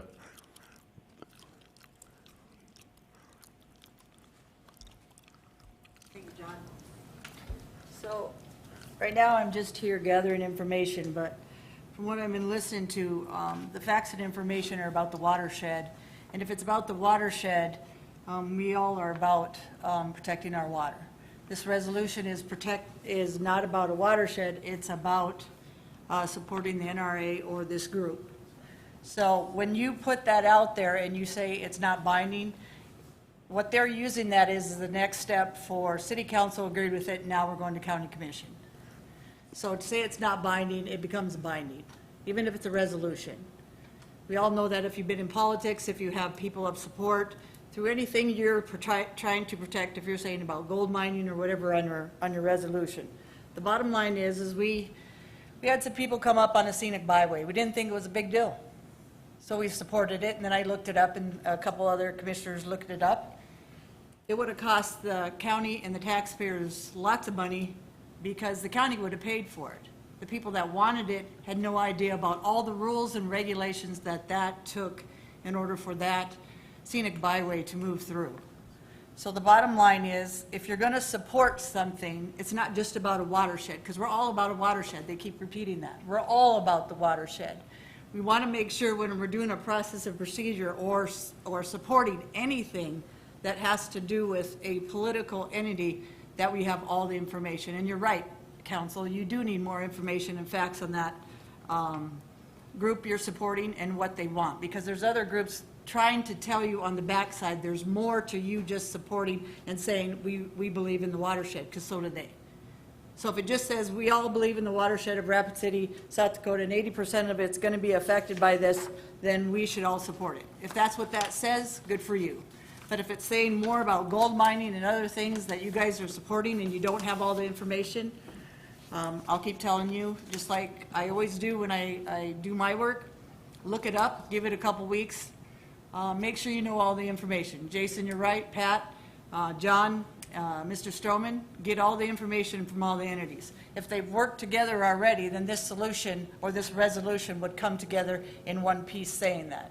It doesn't. It keeps talking about one thing, watershed. It's not talking about, and your resolution on the bottom line says about gold mining and other things. You do have a South Dakota school here. So we're not all against mining. And the rules and regulations, I was on a mining committee, Ms. Drew, they have changed. Many things have changed. The main thing is to look those up. I don't support mining. I do support watershed. What I do is, again, look up the information and base it on those facts and information. I don't think you have enough. Thank you. Thank you. And my time is just about up. I will not support this tonight the way it is. I mean, we need a lot more information, in my opinion, before I could support this. So, anyway, thank you. Lance Lehman. Thank you, Mayor. I would just like to make a motion to table the item. Second by Roberts. Okay, and now we're going to get back to Pat Jones for 2.5 minutes. Wow. Thank you, Mayor. I supported this when it came to legal and finance. I still support the idea of the resolution. I do. I told Mr. Harriman that. I emailed them and said, I support you 100%, and I still do. If I was going to vote against this, I wanted it perfectly clear, look at me doing this, that I want to respect everybody who brought opinions together. We have landowners, multiple use owners, cattle people, off-road people, everyone that loves the area. We deserve, or they deserve, to be respected and all things looked at before we make a decision. And Commissioner Lehman stole my motion. I would like to tack on to that we review it at the November 16th council meeting, which is a month from now. But that's the reason why. Oh. Well, then we'll just leave it as is then. I won't make a substitute motion. But I want to make sure that's clear to everybody. I'm not changing what I told Mr. Harriman. I'm not changing anything. I'm respecting the people that came forward. Look, we've got to listen to everybody on this stuff. This is a huge decision. Huge decision. I love what Mr. Harriman said. I love what the guy who did the bogus fly fishing or ghetto fly fishing, or whatever he's talking about. Love that. Love the cattle guys. Love the off-roaders. This is all important. We can't rush into this. Can't rush into it. Study it. We'll make a good decision when the time comes. Thank you. Jason Solomon for 2.5 minutes. Thank you, Mr. Mayor. And I'm very echo the sentiment here of Councilman Jones. Support the idea of protecting the watershed. If there's a human in here that doesn't, I'd be shocked. So please know there's nobody here that is anti-water. But I do think there's more stakeholders, and I would love to see those conversations continue to happen and have a more comprehensive and engaging, dialogue before it's ever brought back. And you can always bring it back. But the fact is we've learned, and that's what we do up here, by the way, we listen. One thing I've learned is you have to be able to change your mind whenever new information is presented. And so what I have never changed my mind on is the need to have clean water and to enjoy our recreation area around Pactola and protect the future of our water supply. 100% I support that. Always will. That will never, ever change. What in the last, since the committee meeting, since then, I've heard from several stakeholders, and I'm getting more educated. And as I get more and more information, I think, well, maybe there's more to this than just what's on the surface. And so because of that, whenever I have a question mark, I have a hard time putting a yes behind it until that question mark is erased. And that's what's happened, is I have a question mark. And it's too important of a situation and too important, I think we all agree on that, but the fact is I will support the motion on the floor, and I would encourage the stakeholders to continue to get together and then bring a unified front to us if you want a resolution passed. I think that will help as well. So appreciate the dialogue up here. I think this is people working and getting new information and trying to make the best decisions possible. So I yield. Okay. My error. This is a tabling motion. We should not have had any further debate after that. So forget everything Mr. Solomon just said. It's a tabling motion, so an aye vote is for tabling of this issue. Go ahead, the roll call. Lehman. Drew. Nordstrom. No. Evans. Roberts. Stroman. Armstrong. You answered for Richie.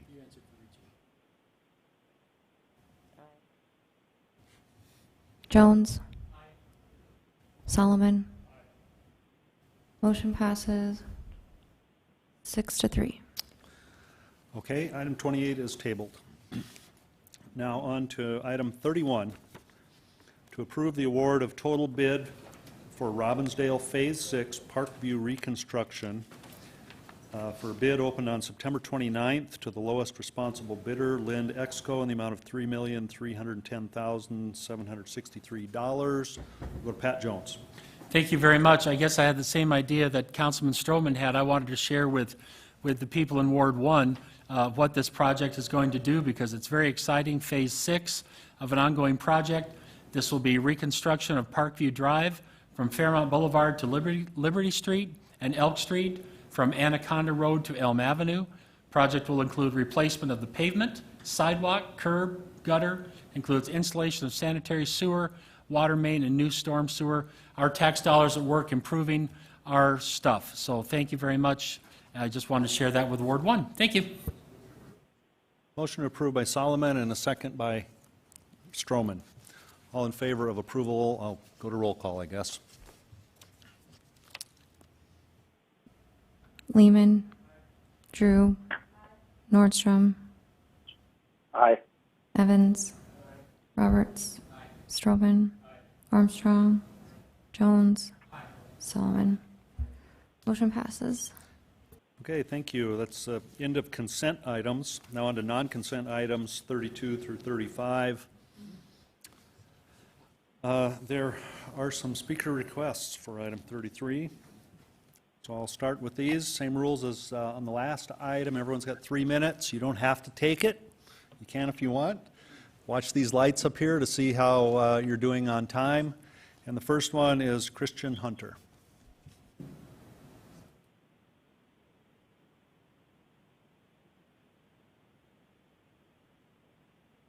Good evening. My name is Christian Hunter, and I just want to talk in support of the backyard hens ordinance. So my wife and my now 2-year-old and I moved to the West Boulevard area about a year ago. About a year prior to that, we lived out of city limits and decided we wanted some hens. We had some local eggs that were, I guess, homegrown, and they were delicious, and we were like, why don't we have that all the time? So we got some hens, and we found out they're very easy to take care of. Used just a kitty litter scoop to clean the waste, poured some food in a bowl or in a PVC tube and some water, and it was very easy. Definitely not as annoying as my dog, which I think are the two main complaints, is noise and smell. Also heard about predators. Living out there for a year, we had no problems with predators whatsoever. We just had that wire mesh along the sides and some under, and it was just fine, and we had those delicious eggs that we wanted.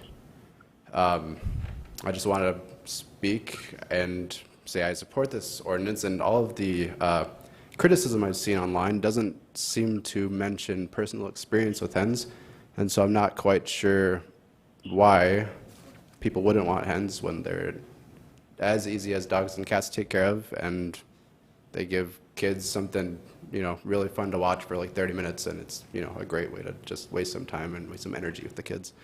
So, yeah, thank you for listening. Thank you. Next, Kathy Thrash.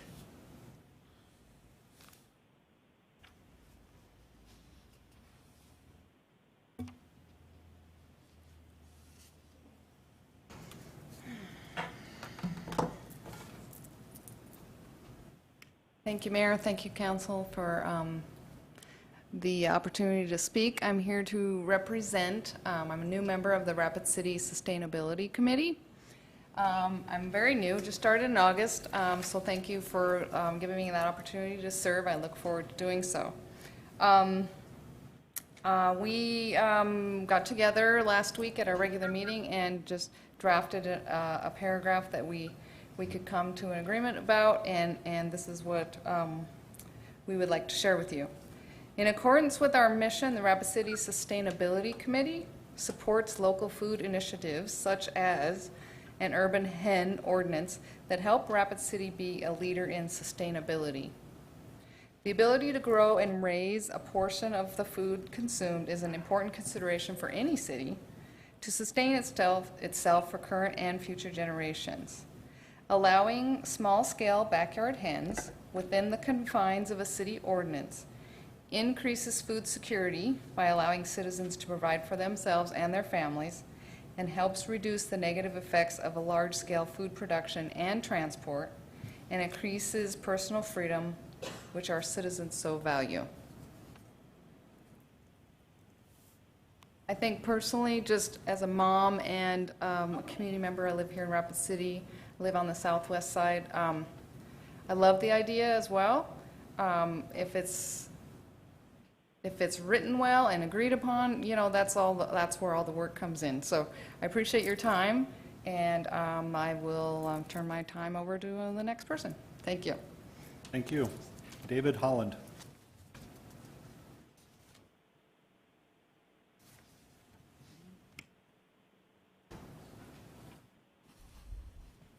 Thank you, Mayor, Mayor, and members of council.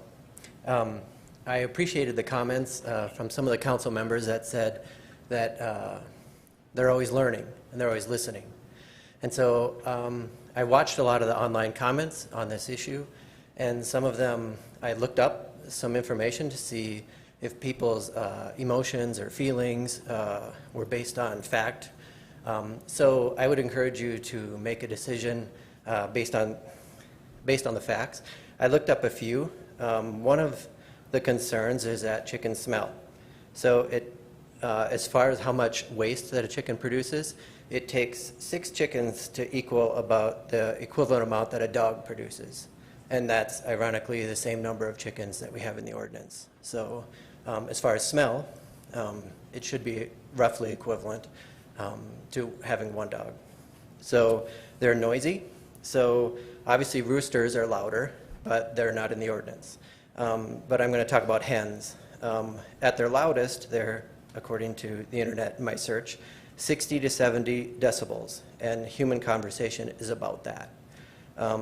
In contrast, dog bark averages about 100 decibels. So dogs barking are louder than hens on average. I also heard a comment that was made that one of the council members received feedback, and he estimated that about 70% of people that he heard from were against backyard chickens. But I also looked up his next door comments, and I counted all of the comments. There were 72 comments that people replied, and 54 were in support, and 18 were against. So that would, I'm an engineer, that's 75% in favor on the Nextdoor app. And so another comment that I heard during a meeting, I think the last time this was discussed, was that the CDC reported 1,350 salmonella infections from backyard chickens, but I would compare that to the 4.7 million dog bites and 6,000 people hospitalized and 18 deaths from dogs. So, I mean, dogs have advantages, but they also have risks, and same with chickens. But I would argue that chickens are less. So thank you for your time, and thank you for letting me comment. Thank you. And my apologies to Kathy Thrash. I see that I just ignored your request to speak on the watershed issue. I'm sorry about that. It's my second goof up tonight. Next on the list, Carol Bell.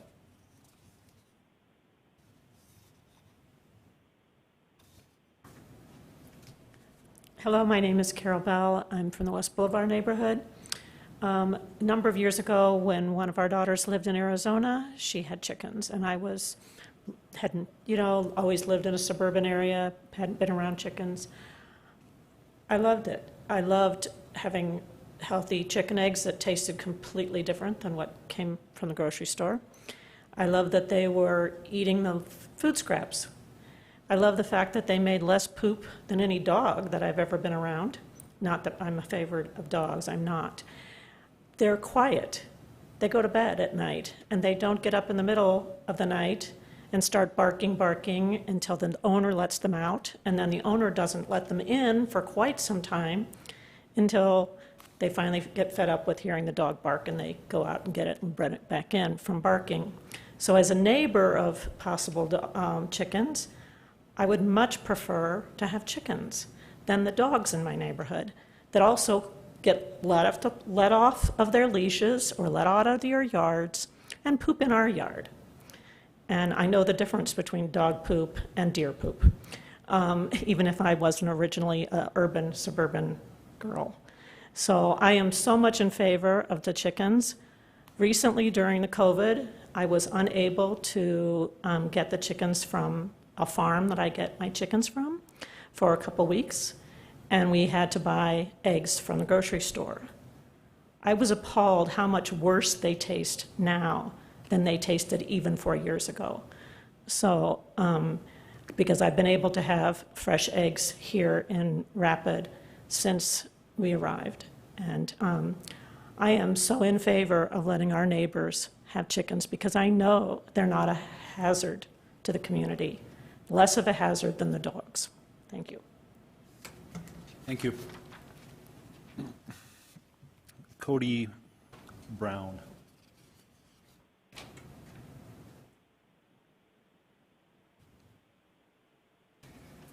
Okay, I'm going to keep this at 3 minutes. I'm going to talk fast. My name is Cody Brown. I'm a local realtor, a representative of the Rapid City Hens Facebook group, and a supporter of the proposed urban hen ordinance. I've had the opportunity to speak twice at the Legal and Finance Committee meetings regarding this issue from my perspective as a realtor and someone who comes in contact with clients and members of the community on a regular basis from in town and out of state that are in support of this measure. My upbringing consisted of mostly city life, but I had the opportunity to go to my aunts and uncles' farms across the state of Nebraska to experience the life of a farmer that loved and cared for their animals. This is where my love of animals comes from and the reason why I am passionate about the ability to have hens within the city and to give my son, Lennon, who is 13 and spoke at the Legal and Finance Committee meeting, the ability to learn where food comes from. This would also teach him the responsibility it takes to bring food to the table and have the ability to join 4-H and show the hens that would be kept for eggs. It's important to teach our next generation how to sustain and to be aware of the work and efforts that it takes to bring food to the dinner table. First, I'd like to briefly discuss some of the concerns that have been brought forward at a high level. We understand that the Humane Society has concerns with the ordinance based on the current budget and ability to handle the birds. Our group hears their concerns and wants to help bridge the gap to make this workable and acceptable for everyone. The Rapid City Hens Group has agreed to bring resources in the community together with the help of Western Dakota Tech and other advocacy groups to operate in the area to assist with the housing for stray and surrendered birds. Western Dakota Tech has also thrown out the idea of having a class to teach the community to learn to properly care for the poultry and to be more sustainable, which is ever important this day and age. Another concern brought forward is in decreased property values. My question on this goes back to the opposition who has brought this forward in regards to what evidence do they have that shows this to be the case. We've heard this from opponents over and over that bring up this concern, none of which have sent any evidence to our group to support their claims. From my perspective as a realtor, this would not decrease property values any more than if you had a bad neighbor who doesn't take care of their home, has an overgrown yard and or pets that they are not taking care of. On top of this, many communities have covenants that would prevent them from having urban hens, even if they were to be passed by the city. I'd like to make a few last call-outs. Thank you to the mayor, the city council, the city attorney, and city planners for all the work and effort that's been put into this initiative so far.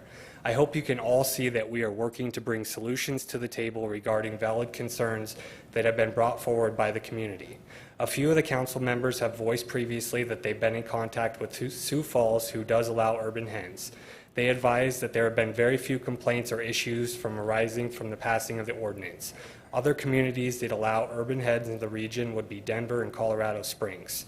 At a previous Legal and Finance Committee meeting, it was researched and determined that the hens are already here in Rapid City and that there have been very few complaints. I think there was one or two that had been made within the last year on all the hens that are already in the city that was acknowledged by the city attorney.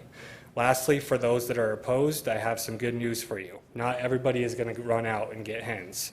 The setups are expensive and it is a daily labor of love. Once you get into it, yes, it can be on the easy side, but to get it set up and the cost involved in that in order to meet the proposed ordinance would be very difficult. Mr. Mayor and City Council, I will leave you with this. The Rapid City Hen Group, the City Council, City Planners, Attorney, and Humane Society all have put countless hours into making the proposed ordinance workable for all parties. At last count, there has been 46 letters submitted to the council for the ordinance in support and only 3 against. That, along with what the gentleman stated for Mr. Jones, he had 72 comments on his next door app, 54 in favor and 18 against. So there you have it. The proof is in the pudding. The citizens have spoken. The time is now to pass the ordinance. Thank you. Thank you. Corey McKenna.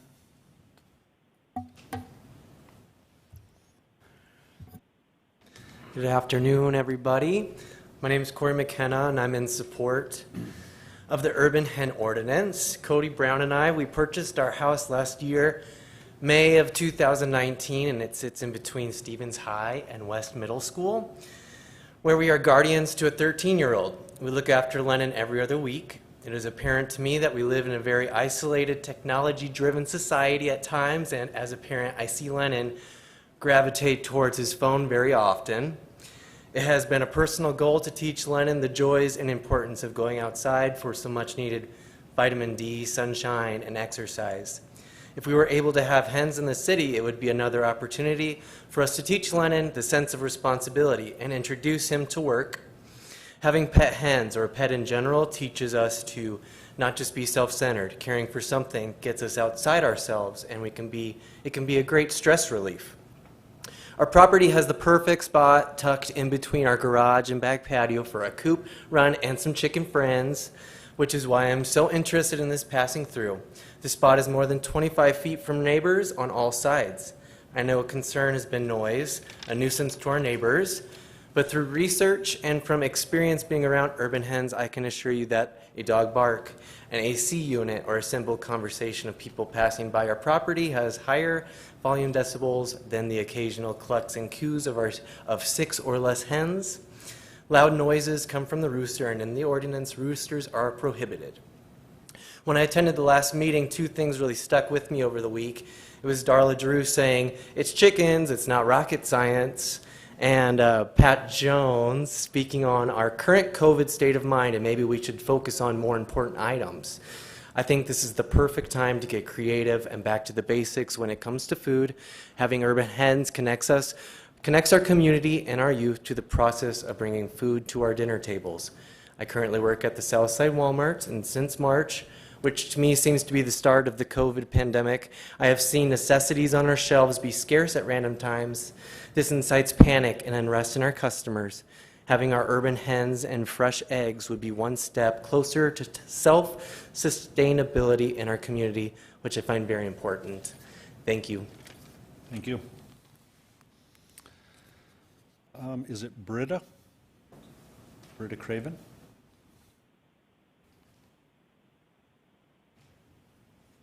Hi, I'm Brita Craven, here in support of the Urban Hen Ordinance. And everyone already said everything I was going to say, and so beautifully. I mean, how lovable are urban hen enthusiasts. But also, I'd like to say that if I understand history right, for at least the last 12 years, various grassroots groups in Rapid City have been coming to the city council, coming in and out of here, educating the city council despite the turnover on all of the things that were presented tonight and more. Chicken specialists and experts have been in here. They've measured poop smells and decibel levels and all of that. And the bad news is it's been 12 years of no urban hens for us. But the good news is it's been 12 years of all the other cities trying it out first. So Sioux Falls, Spearfish Hot Springs, they've already tried it, and with minimal difficulty and many positive benefits. So I think it's reasonable to say that with this very reasonable and actually more restricted ordinance than some of the other cities, that Rapid City would do really well with the ordinance, and thank you for your time. Thank you. Colleen Grosseth.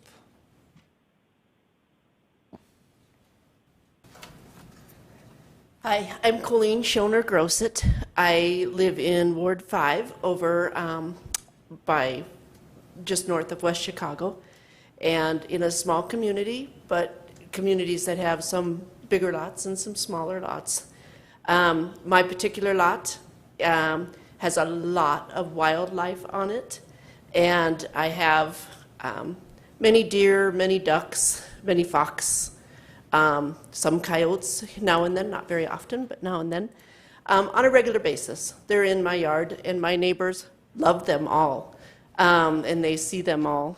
And I believe that we as a community are a very strong community, and that we have lots of things that we can be proud of. And I would like to thank the council for actually bringing this this ordinance back up. I think that it can only make our community stronger if our individuals in the community are stronger. And I think that if we have another crisis that comes up, whether it's pandemic or something else, I think that our community will be stronger if our people are stronger. And I think by having small amount of chickens in a backyard can make our individuals stronger. And I do not believe that it will make any difference, like in my area, whether it's chickens or the ducks that I have Lime Creek that goes through my property, whether or not those animals will come down for the ducks or for the chickens. I don't think that will make any difference. They're going to be there or not there, whether the chickens are there. And I don't think that the chickens are going to be a farm. We're not bringing a farm into the city. We're bringing pets. We're bringing a few chickens. But in a crisis, those few pets could make a difference, whether it's eggs or meat. It could make the difference if we do have another crisis that comes up. And I'm just really proud of the City Council for bringing this up and for talking it over again. And I think that it's a good thing to make our community a stronger community. Thank you. Thank you. Scott Nash.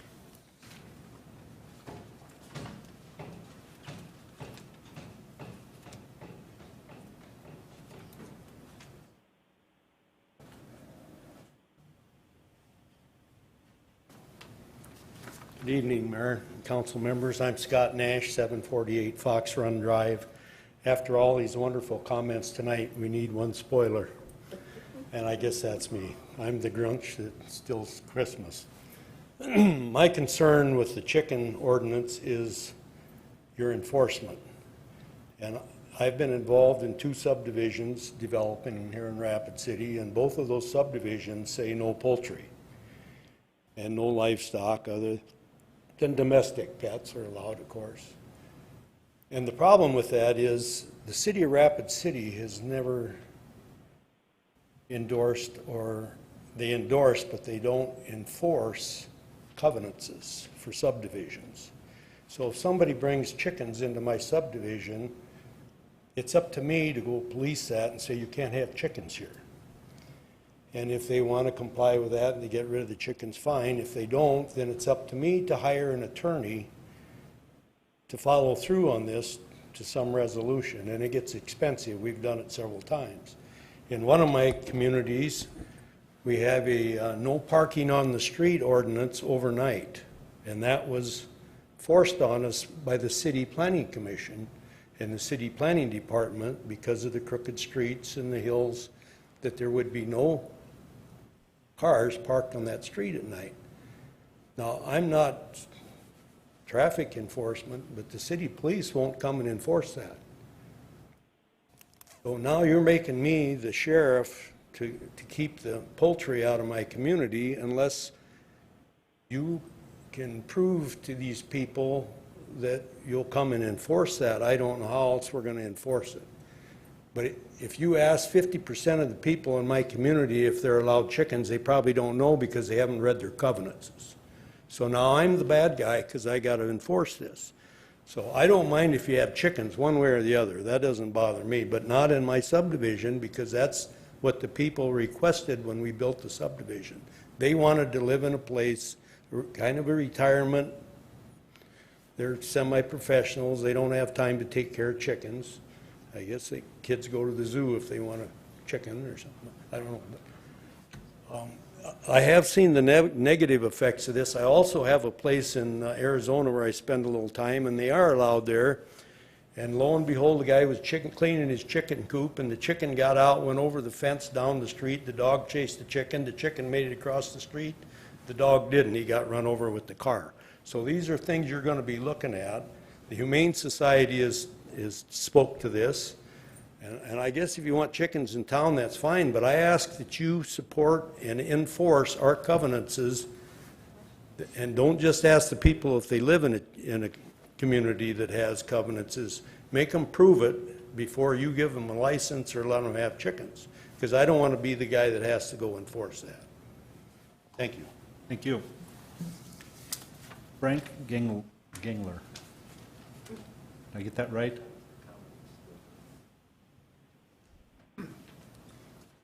Thank you for this time.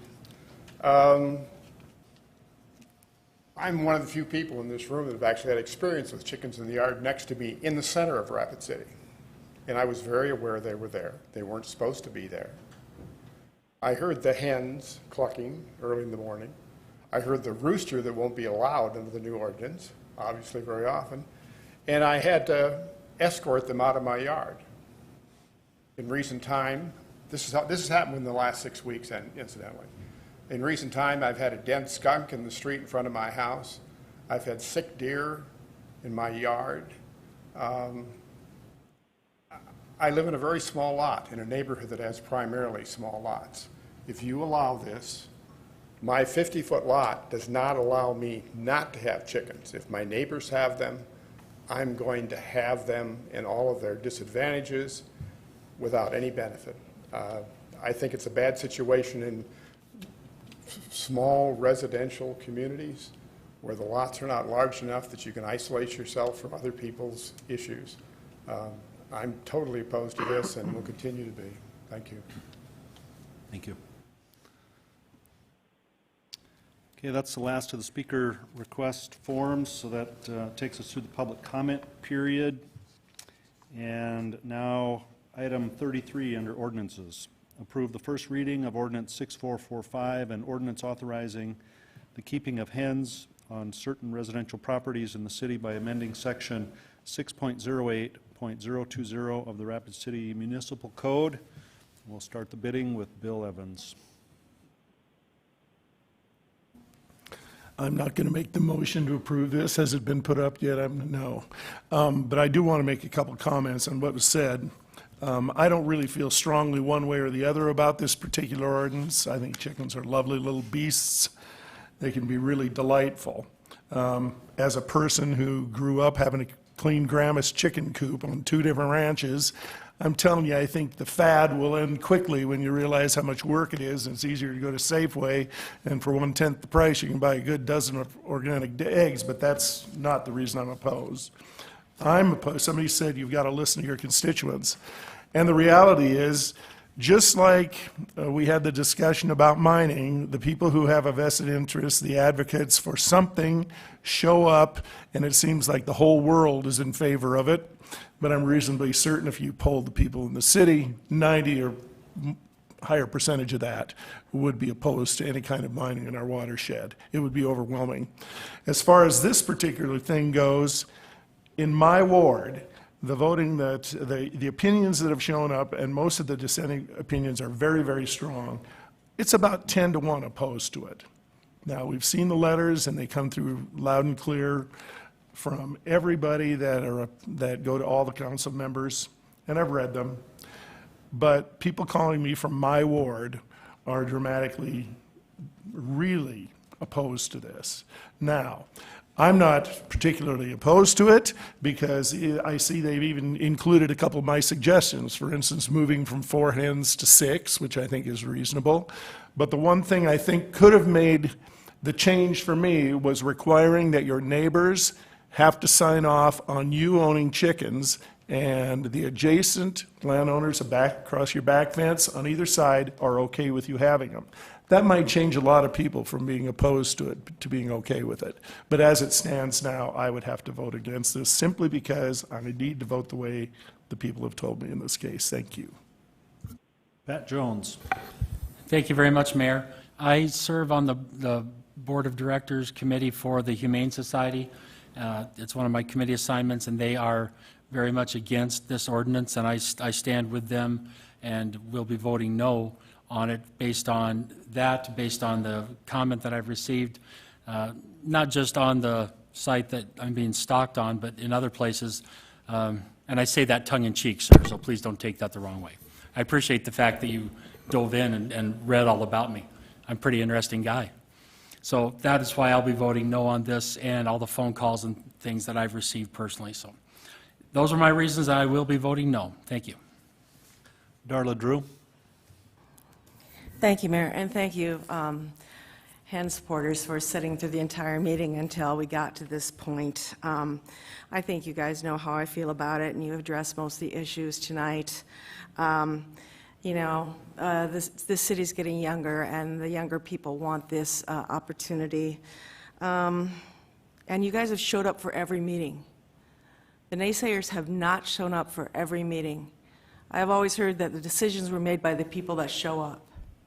And I'd like to see this council respect that these people, they've been here all summer. They've been coming out and speaking for this. It's not maybe going to, I hope it makes it through this time, but it'll be back. It's going to happen in this town. We're going to have chickens, you know. I probably won't bring it up again, but it's going to happen. So why don't we just do it now and try and see if it'll work for us? I think we can do it. Like I said before, it's not rocket science. Other cities have done it. They've done it successfully, and it's a way of supporting our young people. I don't want to tell them to go to Hermosa or go to Spearfish or go to somewhere else to live to have their chickens. And it's not going to be a run at Fleet Farm either. It's going to be a few people that are going to do this. And roosters are not allowed, and we know how to get rid of them. You know, they're just taken to bigger farms outside of town. Other people take them. When I saw the messages today on our site where we have people sign in and tell us how they feel about this issue, 46 people said, we support hens. 46. 3 people were against. In the groups that have showed up to talk about this, you've seen the people that have come out and said yes. How many people have we come out here to say no? We had 2 people tonight. So as much as they're telling you, we don't want this, it's not important enough for them to show up here. So let's give it to the people that show up. They make the decisions. They should make the decisions for us tonight because they've been here all summer. And you know I'm very passionate about this, but it's going to happen. We've been working on this. Ken from planning. Joel from the attorney's office, the city attorney, we've been working on this since February. So guys, I know that this is hard to do, but I'm asking you to give these guys a chance. You know, this isn't just, look at these people. They're not reckless. They don't look like they're going to go out and just do whatever and just have chickens running wild in your neighborhoods. And if they do, the urban hens are going to help find them because you don't want to lose a chicken. They're expensive. So they're going to help find them and get them back to you. They already do it. Okay? So let's just, I don't know. I know that there's a lot of people that are against this, but it's time. We've looked at this for 12 years, as Britta said, you know, and I'd just like to see this just go through and give it a chance. Thank you. Laura Armstrong. Thank you, Mayor.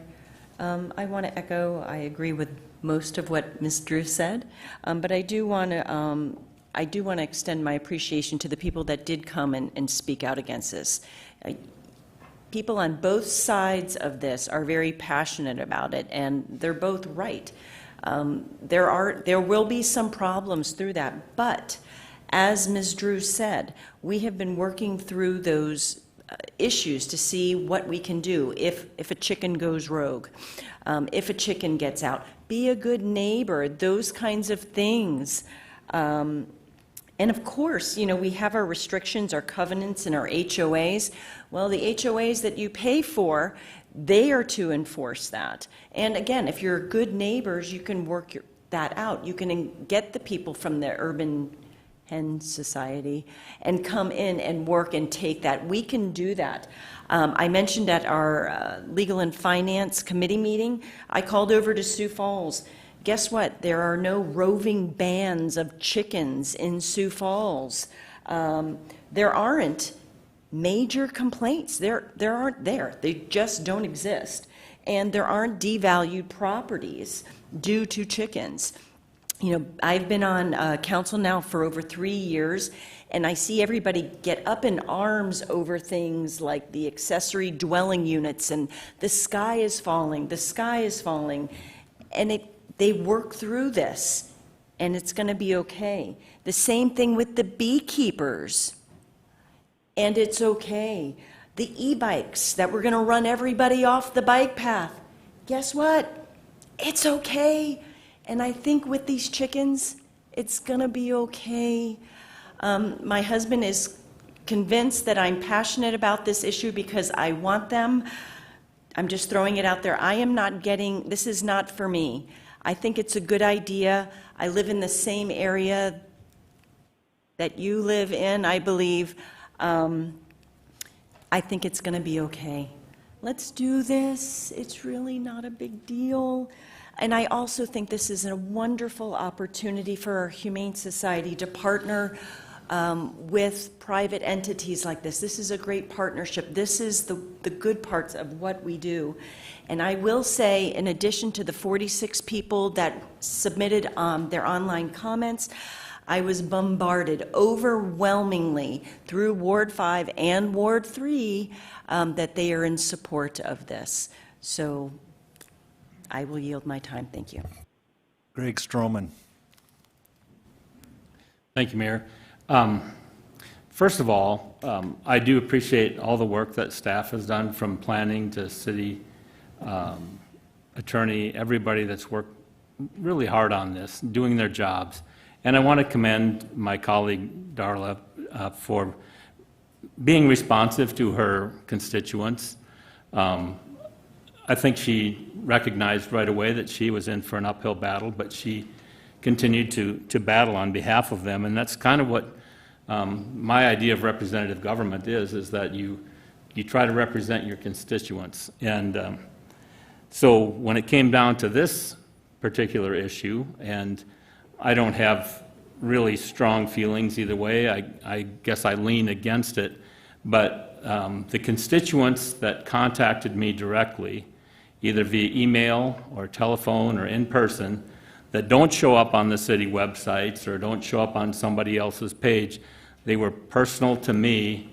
They're overwhelmingly against this. And I believe that my responsibility as a representative of Ward 3 is to be responsive to those people, and so I would have to oppose this ordinance. Thank you. I yield. Jason Solomon. Thank you, Mr. Mayor. Well, I've also heard I don't know if I've heard from this many people on a single topic. I'm trying to think. There's very few that have raised to this level, and this will be my 4th year on council, so it's pretty passionate. I would say, although our comments on our agenda here are pretty pro, it has been, to be honest, very split among those who have been contacting me. I'm not going to sugarcoat that. It's been very split, and I understand. I think there's good points all the way around, and so it makes it a tough decision. So then I have to default to philosophy, and for me, when it comes down to property rights, which is kind of where this begins, at least with me, I default to yes.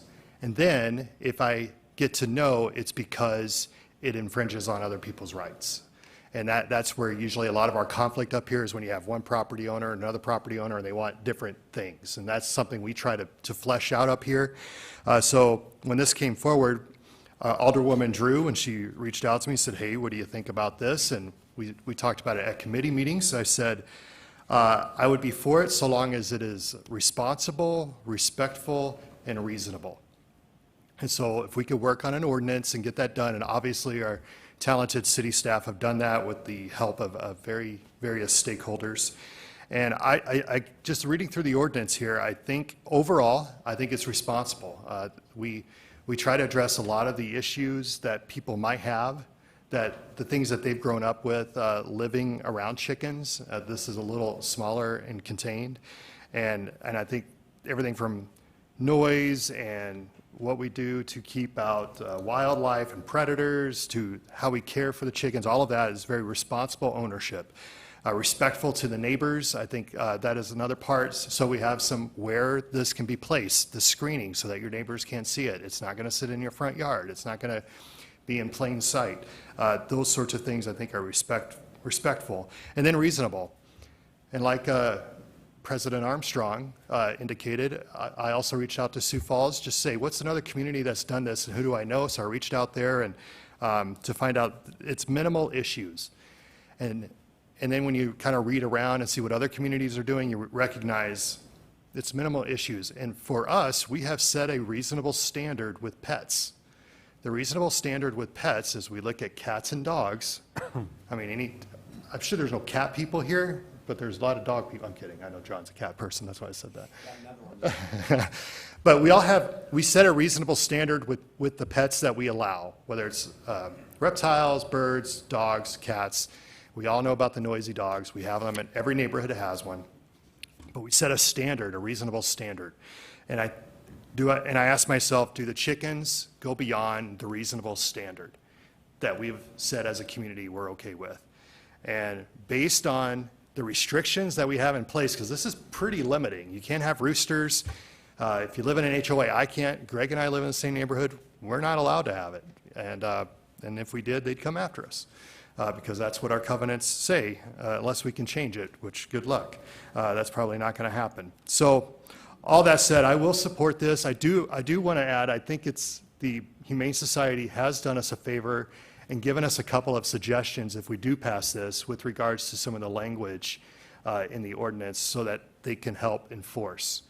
And I think we, out of respect to the Humane Society, because that's one of my questions is how we're going to enforce this, out of respect to the Humane Society, if it passes, and if someone makes a motion, perhaps we can bring in some of this language. They're very minor, but I think they're important enough that they noted it in their memo to us.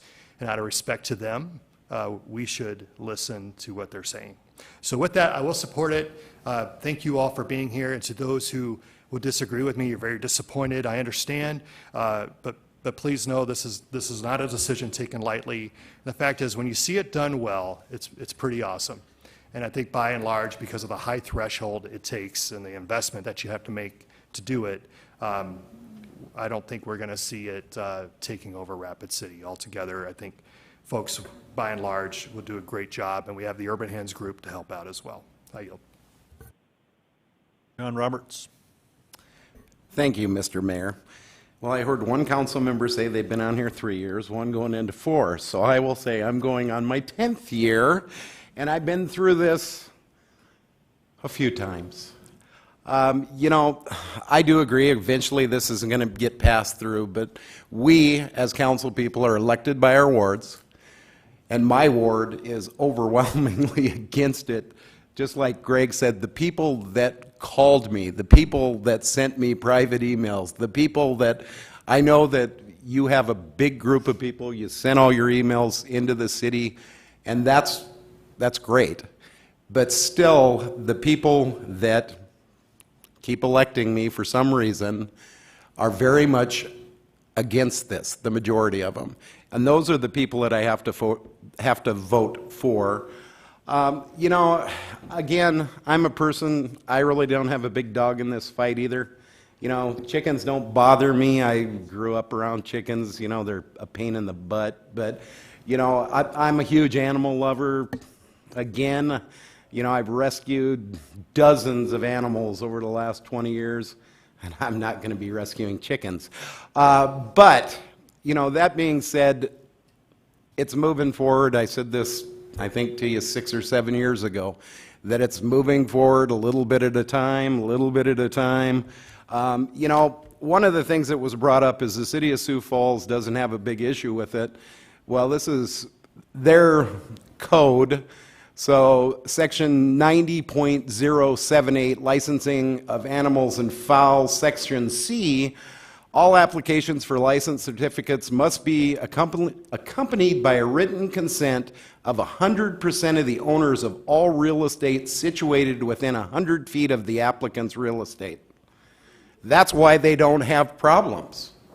You know, that's why they don't have problems. You give people the ability of, if they don't want chickens in their neighborhood, they're not going to have chickens in their neighborhood. People don't want to have chickens next door, they're not going to have chickens next door. So anyway, I just thought I'd bring that up. I am voting no against this. And even if you make that change, I'll probably vote no against it too, because my constituents are still telling me to vote no. Thank you. Bill Evans. Who would have thought Mr. Roberts and I ended up being kindred spirits up here? And I'm getting kind of tired of always being right about that, because I suggested including that several weeks ago. Make sure the people that it's going to affect, the neighbors, are included in the discussion. And another thing I find a bit arbitrary about this ordinance is, I mean, it says single families. Well, you know, we got a lot of duplexes in town that would be just as suitable to have them, or even a fourplex. I mean, if all the neighbors in there wanted to have the hens. So there's just certain odd things about this. I see, I'm happy you took my 6 rather than 4. But I think those should be included in the final ordinance, the petition from the neighbor, and also the chance for people in some of these smaller townhouses and whatnot that are adjacent to have the chance to do it. But like Mr. Roberts, I got an answer to the people that want me to vote that way, so that probably won't change my mind either, but it might make it nicer for people if it does pass. Thank you. Laura Armstrong. Thank you, Mayor. Can I make a motion to postpone this to the second council meeting in November so we can have an opportunity to improve the language, work on it a little bit more, and go from there if I can get a second? Second. Why don't we do that? Okay, great. Postpone to the second council meeting. I think it's the 16th. And that way we can get input from the Humane Society, add that language. Maybe it'll work out. Could I add a point here, since I'm the one that brought this forward? I have made an arrangement to talk with the Humane Society, bringing the urban hens to the table, so we'll all talk together about how this might move forward. Correct. So 2 weeks or whatever it is would give me some time to do that. So whether you're for or against this, I would like my esteemed colleagues just to please take my motion into consideration. Thank you. So the motion on the floor is to postpone until November 16th, correct? Can you, yeah? All right. Roll call, please. Solomon. Jones. Armstrong. Stroman. Roberts. Evans. Nordstrom. Aye. Drew. Aye. Lehman. Motion passes 6-3. All right, thank you, everyone. And We'll thanks see you for again. showing up here tonight and for having this discussion. Appreciate your time. Okay, now on to community development items. Item 34. Request by KTM Design Solutions for Eastern Slope Land Corp. for a preliminary subdivision plan for proposed lots 1 through 4 of Block 1, lots 1A, 1B, and 2 of Block 2, Lot 2 of Block 5 of North 20 subdivision, generally described as being located north of Brook Street and west of County Road, and committee recommendation was to approve with stipulations. Second. Motion for approval by Lehman, second by Jones, and we'll go to Pat Jones. Thank you, Mayor. Is Dale still here? Dale Tech still in the building? I don't, the length, or the list of stipulations with this was extremely lengthy, and I just wanted to ask a few questions about that, but it's obviously been thoroughly reviewed by the people that need to review it. But if you haven't looked at the list of stipulations, I would Ken? Oh, okay. The list of stipulations on item number 34 was very, very lengthy, and I just want to make sure that you know, what's the process of making sure they meet all those stipulations?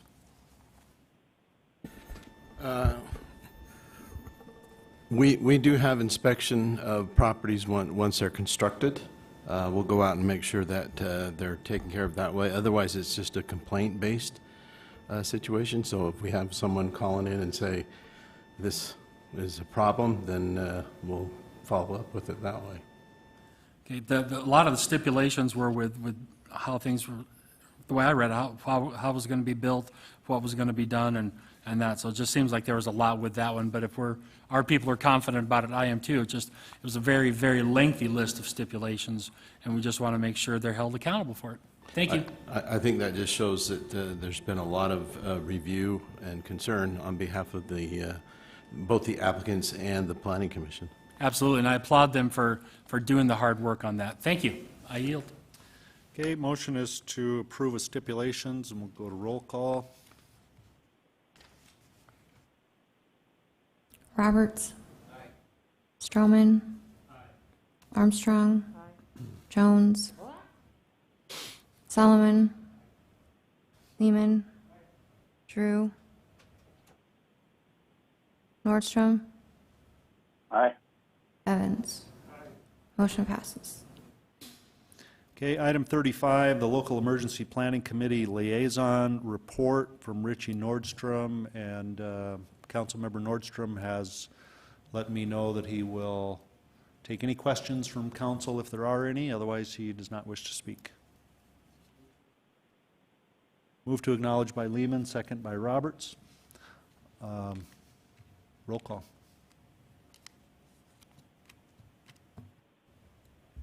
Lehman.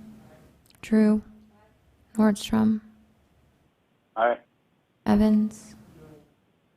Roberts. Stroman. Armstrong. Jones. Solomon. Motion passes. Not a no.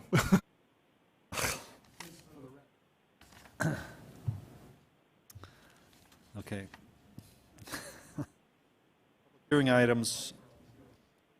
Public hearing items 36 through 38. There are no speaker requests for these items, so we'll go to consent public hearing 36 through 38. Motion to approve 36 through 38 by Armstrong, second by Lehman. Roll call, please. Stroman. Armstrong. Jones. Solomon. Lehman. Drew. Nordstrom. Aye. Evans. Roberts. Motion passes. Okay, thank you. Item 39 under non-consent public hearing items. Approve the second reading and recommendation of ordinance 6439, an ordinance amendment to amend fence height provisions by amending section 17.50.340 of the Rapid City Municipal Code. To approve by Drew, second by Jones. Roll call, please. Solomon. Jones. Armstrong. Stroman. Roberts. Evans. Nordstrom. Aye. Drew. Lehman. Motion passes. Thank you. Item 40 is the bill list, and we'll go to Finance Director Pauline Sumption. Thank you, Mr. Mayor. There are no additions to the bill list, so the total is that which is attached at $9,480,669.24. Motion to approve by Solomon. Second by Lehman. Go to roll call, please. Roberts. Stroman. Armstrong. Jones. Solomon. Lehman. Drew. Nordstrom. Aye. Evans. Motion passes. Okay, thank you. Can we have a motion to adjourn, please? Motion by Armstrong, second by Lehman. All in favor, just say aye. Aye. We're adjourned. Thank you.